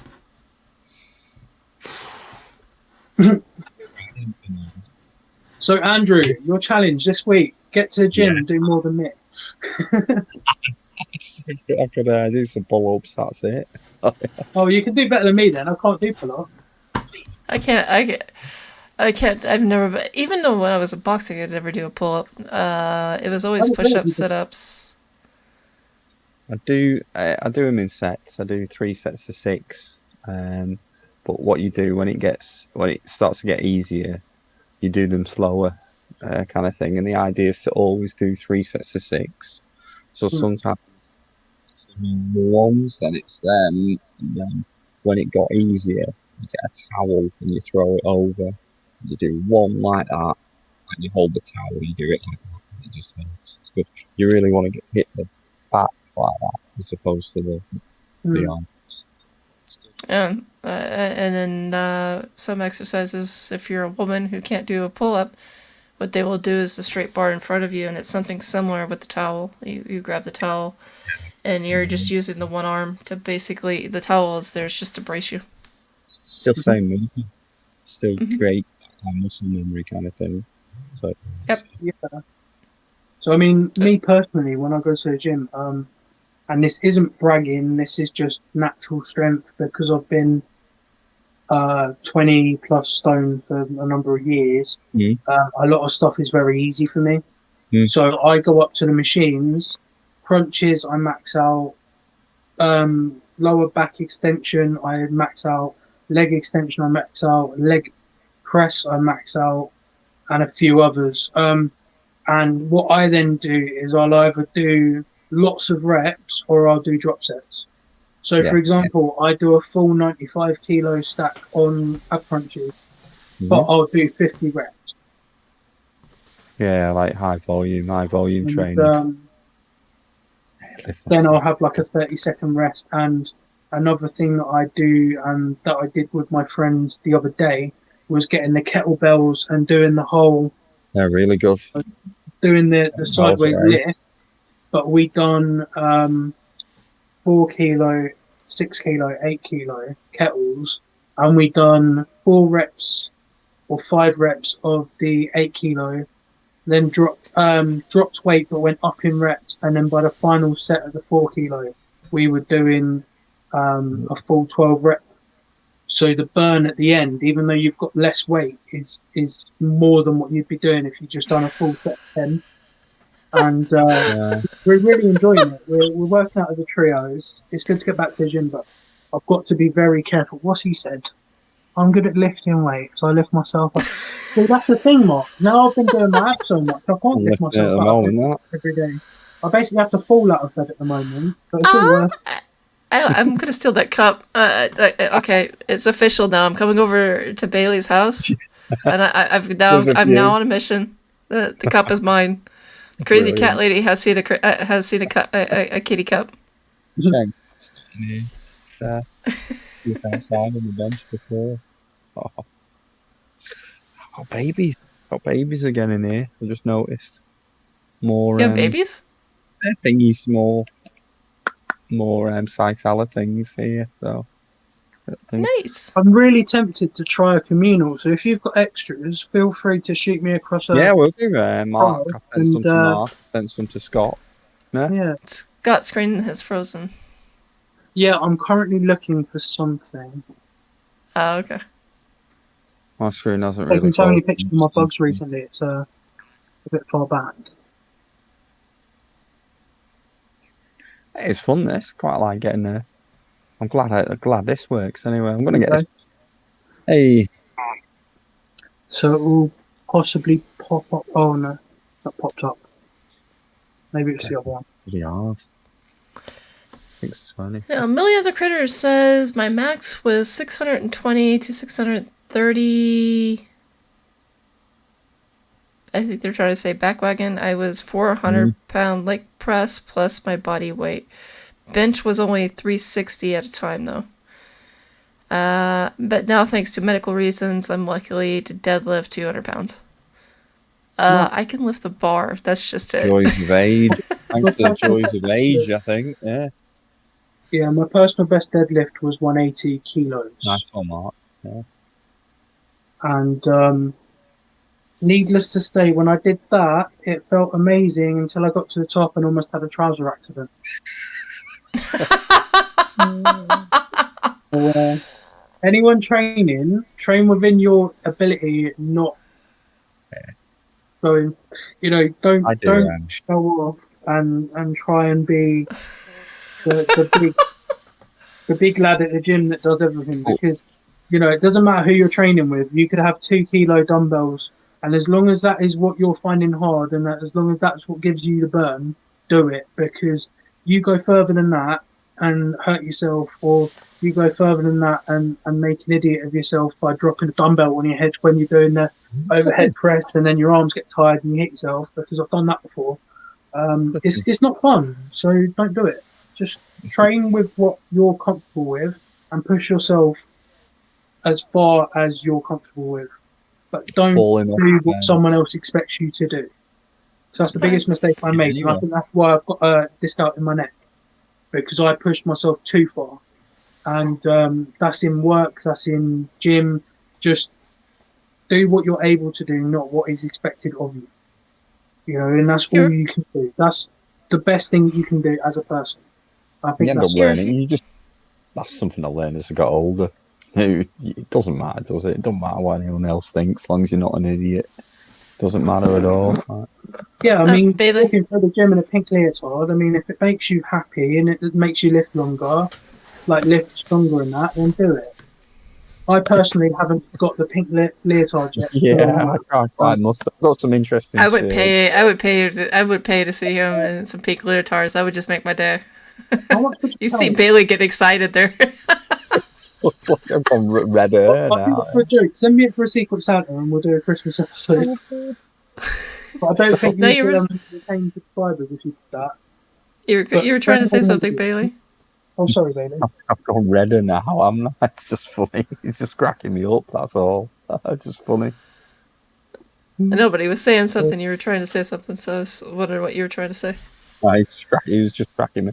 Oh, I've fallen off pull-up bars before. That's stupid. You don't want to do anything like that. So that's what I'm at now. Okay. Well, I've lost weight, but I'm still big. And in a few months' time, hopefully that'll be a bit different. But that's the first time I've Now, done that. I That's a think big when I was going to the gym regularly, I think the best advice I got, because I would go in at 5 o'clock in the morning because I hated the crowds. I hated the people at the gym. And then one morning I showed up and there was this big guy. And I was like, oh, he had actually came in a little later because he usually would come in as the gym between 3:30 and 4 o'clock and be out by the time I'd be getting there. And this one morning he just happened to be, This one morning he happened to be there when I was coming in, and he was a bodybuilder. He was a professional bodybuilder is what he did for a living. And I think the best advice I got from him, because he was hilarious, because he started coming a little later so we could actually meet up. And of course, sometimes he'd even bring friends. And I would come in, and this is when I was struggling with my weight, and I was struggling with working out at the same time, plus work, and it was just like one thing after another. So I was going through this weird roller coaster of emotions kind of thing. And I think it had been like 3 or 4 days I hadn't shown up at the gym because I kept putting it off. And I finally decided to come. And I see this great big ass man go, "Where the hell were you?" You do. The first thing that happens when I walk in the door, I'm like, "Who? What? I don't owe you anything. I just talked to you for like a week." And then I disappear for a week. He goes, "Yeah, but I changed my schedule so I could have like a friendly workout chat." He goes, he goes, "This is your gym. What the hell are you doing?" What? And he goes, "Listen, this is your gym. We're just here borrowing your equipment. That's why you pay monthly. You're just paying for the storage. And this is all your equipment. All of it's yours." Yeah. And we actually had a nice sit down talk about it when he goes, the first thing people, when they walk into a gym, they think they're the ones borrowing the equipment. They're paying other people to be there. He goes, "Stop that." He goes, "You're paying for the storage, because that's pretty much what a storage unit would cost." And he goes, "The equipment came free. This is your equipment. This is why you need to take care of it." Well, since 2018. Nice one, Kyle. Oh wow, that's a lot. But anyways, he was saying that when you walk into a gym, stop the mindset that's your gym. He goes, once you get into that's your gym, people are invading your space. You don't have to work your schedule around them. Yeah. They're working your schedule around you. He goes, once you get into that mindset, then it won't be so uncomfortable to come back to the gym so much. And he when he was younger, because he goes, you see how big I am now. I was like, yeah. He goes, how long do you think this took? This doesn't take 3 years. This doesn't take 4 years. He goes, I've been doing this for 16 years. This is how big you get when you do it 16 years. He goes, you don't get the magical body, going on this miraculous diet and think that you're going to come out like you're going to be this little thin thing or this really in shape guy. He goes, you get beginner gains. He goes, don't get me wrong, those are real. Mm. But beginner gains are only gotten from the guy or gal who are really super thin Mm-hmm. and who actually put in 2 to 3 hours a day. He Mm-hmm. goes, when you start doing that, you're starting to hurt yourself. He goes, don't do that. Life is too short. He gave me the whole spiel. And then it was a little bit different at that point. He goes, since I've been doing this a lot longer, he goes, when you're done with your routine and you want help to spot or something, he goes, just wait until I'm done. He goes, then you can come ask me. He goes, it's no problem. He goes, guys like us know how important it is to work out and know how important it is to have a spotter. If you don't have one, we're okay for spotting you. We might just say, hey, hold on a second. He goes, yes, there are some of us who are so focused on ourselves that we don't see the rest of the world. Exactly. He goes, those guys are just assholes. Just ignore them. Mm.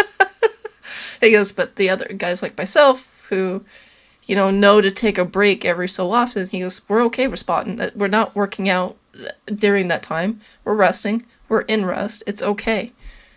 And So what they want is to pick you up off the floor because you didn't ask. exactly. They'd rather you live safe and see you progress than have you struggle and not come back because you hurt yourself. Yeah, exactly. Yeah. Not recuperate. Exactly. Well, you got to remember these guys do it for a living, so Yeah. they really, and then it got into diets, and now this is before I was diagnosed with diabetes. This is before I was diagnosed with high blood pressure and all that. Mm. I was slowly on the upwards of the hill. And I was like, I want to get back down. He goes, the best diet you can get is a bodybuilder's diet. He goes, I'm not talking about the ones that are trying to maintain a certain weight that are eating 3,000 and 4,000 calories a day. He goes, even then they're eating way healthier than you see a lot of other people. He goes, I'm talking about people like me who are on my diet. He goes, mine is 20. His diet was between 27 and 3,000 calories. Mhm. So 2,700 to 3,000 calories. That's what his diet was. And he goes, he constantly has to eat. That is the issue. Once they get to a certain size and a certain build, they actually constantly have to eat. It's not so much the calorie intake, it is so much that they have to give themselves fuel to burn. Yeah, just fuel. Yeah, because the metabolic rate and the anabolic effect on the muscles, etc. If you don't have, say, 5 meals a day of 600 calories, for example, I don't know what that adds up to.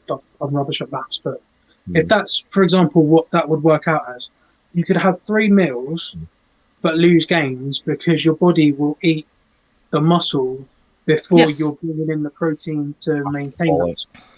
Yep. And that's what happens when you get to a certain point. Your body is constantly, and this is the weird thing, you become a bodybuilder, you get sculpted, and then your body eats itself.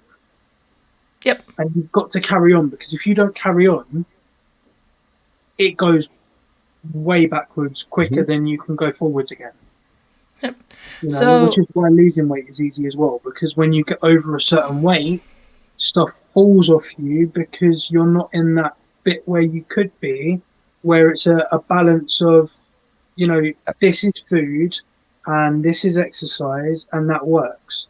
If you change one, you're going to get a big loss because you're not doing it in the first place.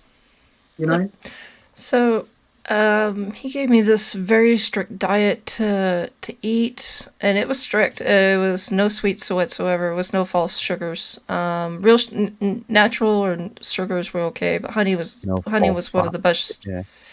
Honey was one of the best because it was a carb that I forgot how he described it, but it was basically, it also stimulated the liver. But honey was one of the best sugars you can have, but you can't have too much of it because then it's not so good on the teeth. And then there was raw vegetables. You could eat raw vegetables all day. This man actually, literally, I walked in with a protein bar one morning because I had skipped. I don't like eating before working out. It always makes me sick. And this guy goes, what in the hell? He goes, no. He comes flying across this freaking gym. And he takes it. He goes, "What do you want?" He goes, "You want me to give you a Snicker bar instead?" He goes, "That's about as much sugar you're eating right now." I was like, "No way!" So he compared it like, "Oh, no, that can't be right." He goes, "So you threw it away?" I was like, "My food." He goes, "I'll buy you breakfast later." So that morning we waited until almost 9 o'clock in the morning to go and eat out, and he took me out for breakfast because he threw away my bar. What you didn't realize was his breakfast was just 8 raw eggs. Just hands you a pint glass. There you go. No, actually, his breakfast was Wow. a lot of bananas. Believe it or not, bananas and pineapple were the two main staples of his breakfast. I think 4 spoon or so can actually do you damage because of the amount of potassium, etc. But there's not so much that you can't pass unless you're like eating like 8 or 9 every day and all that. But his main staple was 3 bananas, 1 pineapple, and there was some other stuff. There was like some. We call it kval. We call it kval. It's like a sour yogurt kind of thing. Oh yeah, I think I know what you mean. Kind of like the Icelandic or Greek style, where it's fat-free, thick, high protein yogurt. Yep. Yeah. And he would just add the banana and the pineapple to that and just scarf that down. That was his breakfast. Mm-hmm. And then for lunch, I had 2 packets of pre-cooked chicken breast, but they were firecracker hot and spicy because the protein from the chicken's really good. Sorry. I've also been looking into like if you eat spicier food and that kicks up your body temperature, kicks up your metabolism and burns. So to me, it made quite a bit of sense. I'm drinking a lot more like black coffee and getting that thermal side to stuff. I think it's supposed to be called green tea, isn't it? Yeah, I had green tea earlier. Stefan can confirm that because he was around while I was drinking it. Oh, cool. I like green tea. Put a bit of lemon in it. It's nice. Well, I do green tea and cinnamon tea. Yeah. Wow. Like I like cinnamon tea. Cool. I can't stand tea, so we're good. We should change the name of this from Have a Drink With Me Friday to Let's Talk Exercise at the end of the stream Friday. Fair enough. Yeah, normally we don't do this, ladies and gentlemen. If you're listening, if you're coming new to the show, this is not something we normally talk about. We usually talk about, inverts. Healthy keepers. I went full Terminator. Keepers today. of some.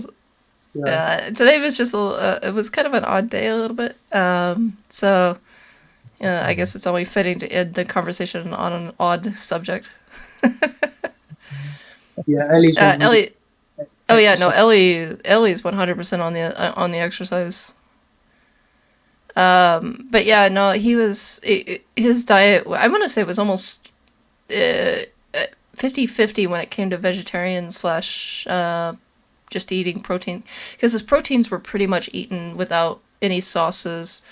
I watched that man actually pull out a cooked chicken breast and just eat it right then. I was like, "Did you add anything like salt or anything like that?" He goes, "No." He goes, "'cause salt elevates and makes you gain water. Because it's a sodium. And when you're bodybuilding and you want that lean cut look, for say a competition, you can't have that. So salts are off the table and sodiums are off the table. So yeah, he would do that. He hated protein shakes. He hated all of that, mainly because of the amount of sugar that's found in those. So he goes, it's good for people who want to lose weight. He goes that there's nothing wrong with that, but when you're doing it professionally, I guess it messes up the look of the muscle. I guess there's too much moisture or water retained from it. It's like when you have a show dog and you've got the option of giving it really, really great quality food, or you can just feed it raw. It's that side of it. It's like there's the good and the really high quality, the really good stuff, but then there's the natural side of it, and that's where it really is, because that's what you should be having. You're not dealing with all these chemicals and processes, and you're just taking in what nature's made for you. And Oh, and then he gave me this huge lecture That's how it because, you know how most people think that bodybuilders destroy their body. They eat a bunch and then suddenly they'll not drink anything or eat anything to get that muscle cut. Some of them actually do that, and he doesn't approve of that very much. He believes in taking care of yourself all the way up to that point of weighing in, all the way to the point of getting measured and qualifying, and then going on the stage. He was very adamant. Sorry, say again? Yeah, there's also only so much protein you can take. So there's a calculation you can do. A lot of the protein shakes, you're actually taking too much into your body. So a lot of it just goes straight through and back out.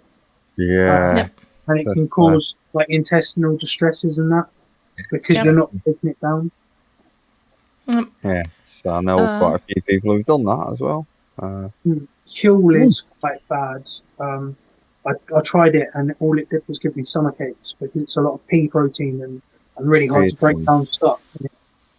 It's good in its concept, but in reality, it's not something that you should do. I would say always just have food over stuff like that. And in terms of juicing, when you juice a fruit, all you're doing is converting it into sugars.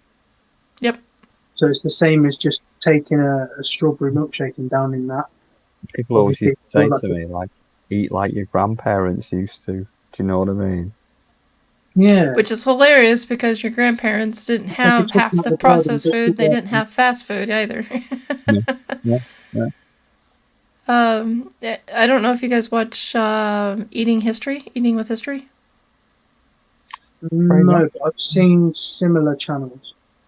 Yeah.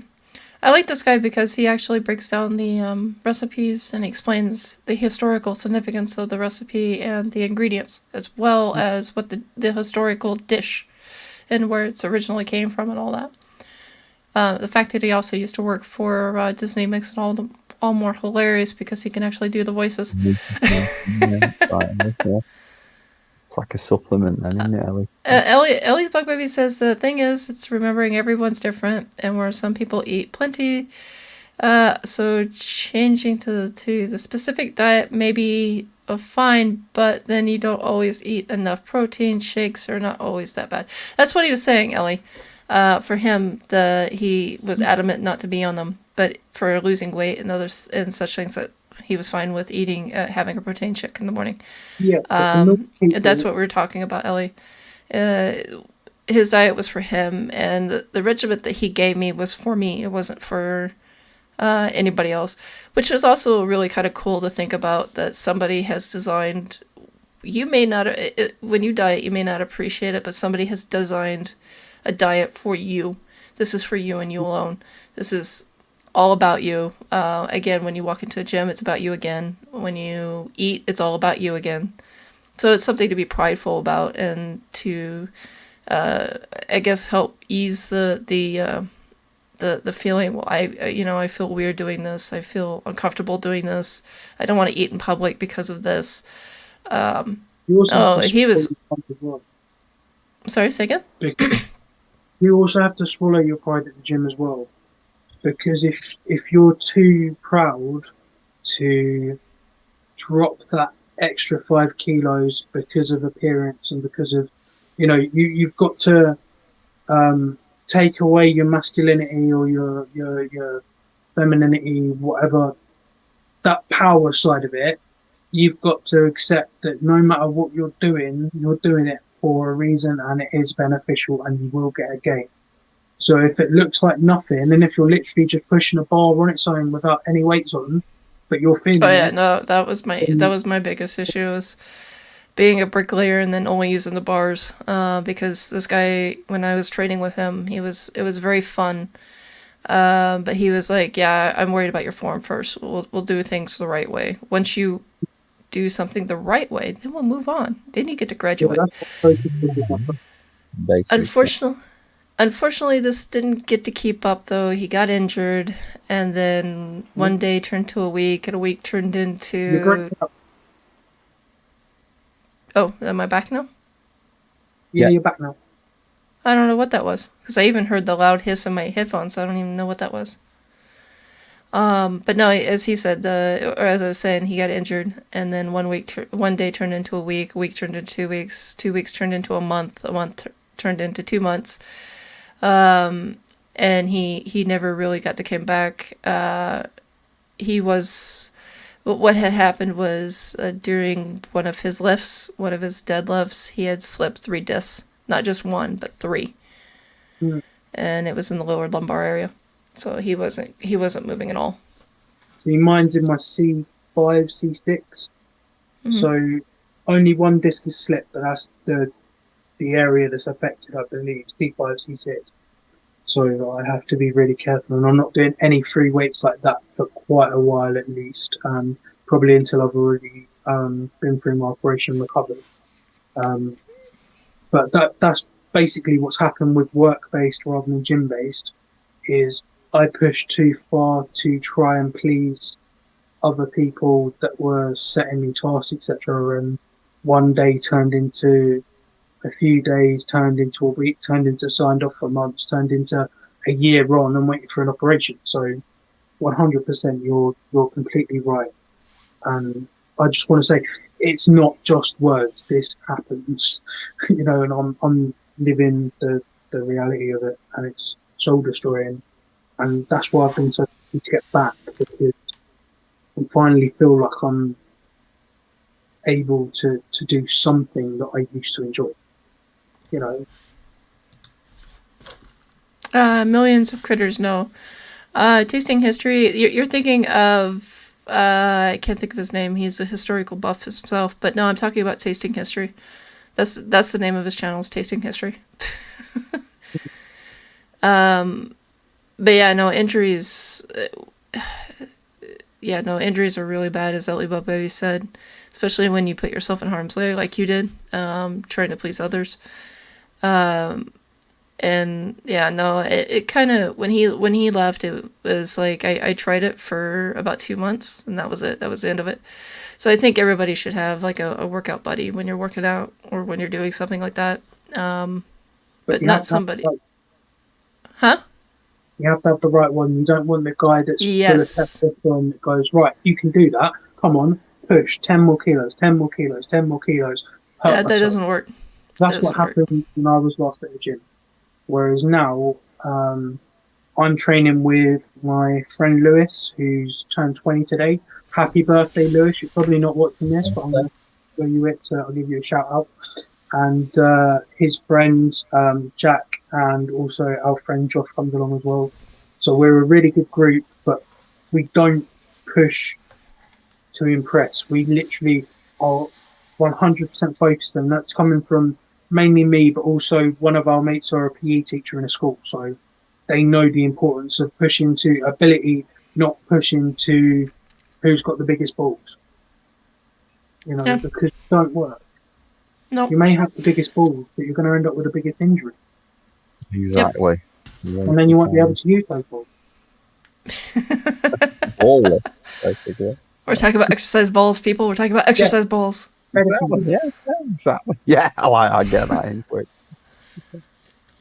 But we are almost at 2.5 hour mark, so I'm going to end the podcast here and now. And I'm not going to play an end song like I normally do. I'm just going to cut it because I really have to get going. Thank you, everybody, for being on. Urban Exotics UK even says, hi, Scott messaged you about the yellow morph zebra isopods. Yay! Moon Over Miami says their son's calorie calories, says almost 300 pounds his weight in food. He is now 209. Wow. I'm not too... I'm gonna guess it's like 2 pounds, roughly 2 pounds per kilo. That's a lot. That's a lot of weight. Holy crap! 170 kilos at the moment. Around. Huh? I'm around 170 kilos at the moment. 14 pounds in a stone, I think. Yeah, I'm 24 stone and 4 pounds. 25 sorry. So 25 stone, 4 pounds. And last week I stayed the same, consistently losing. I've lost 10 pounds. Fucking light. The lights have kicked in.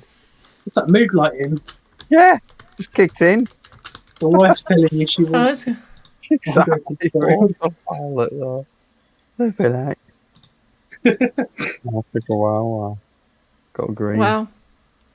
Well, I'm looking forward to That was next a- Wednesday. Yes. Thank you everyone for tuning in. It's always great to see all of our regulars, Stefan, Mark, Kelly, millions of critters. I can't say I've seen you before, or at least I've not noticed. So welcome. So happy to have you, and everyone else. Just enjoy your evening, and thanks very much. Yeah, I'm gonna watch Mortal Kombat now. The new version, whatever that is. So let's have a look. Oh no. Yeah, I've just watched Winter Soldier. That was good. The last episode of that, which was really good. So I'll watch Mortal Kombat now. Oh, I'm gonna go cook and clean my kitchen up a little bit, Right. and then go say hi to my cats. I haven't said hi to my cats in a while, so I know they're clawing through You're in the the porch at the the door. I want some They're gonna pictures eat me of the alive. people. Yes, send me pictures.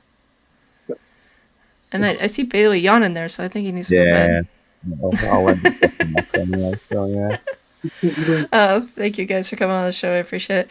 Thank you everybody for being here. I want to give a perfect shout out to Mike the Spider Guy, Millions of Critters, Stefan Hotup, Ellie's Bug Babies, as well as Urban Exotics, Moon Over Miami, and I believe that is everybody in the chat so far. So if you're here and you're listening and you haven't said hi in the chat, I'm sorry I missed you. So next time, say hello and you can chat out. All right, thank you guys. I appreciate it. Take care. Good night, everybody. See you later. Bye bye. Bye-bye.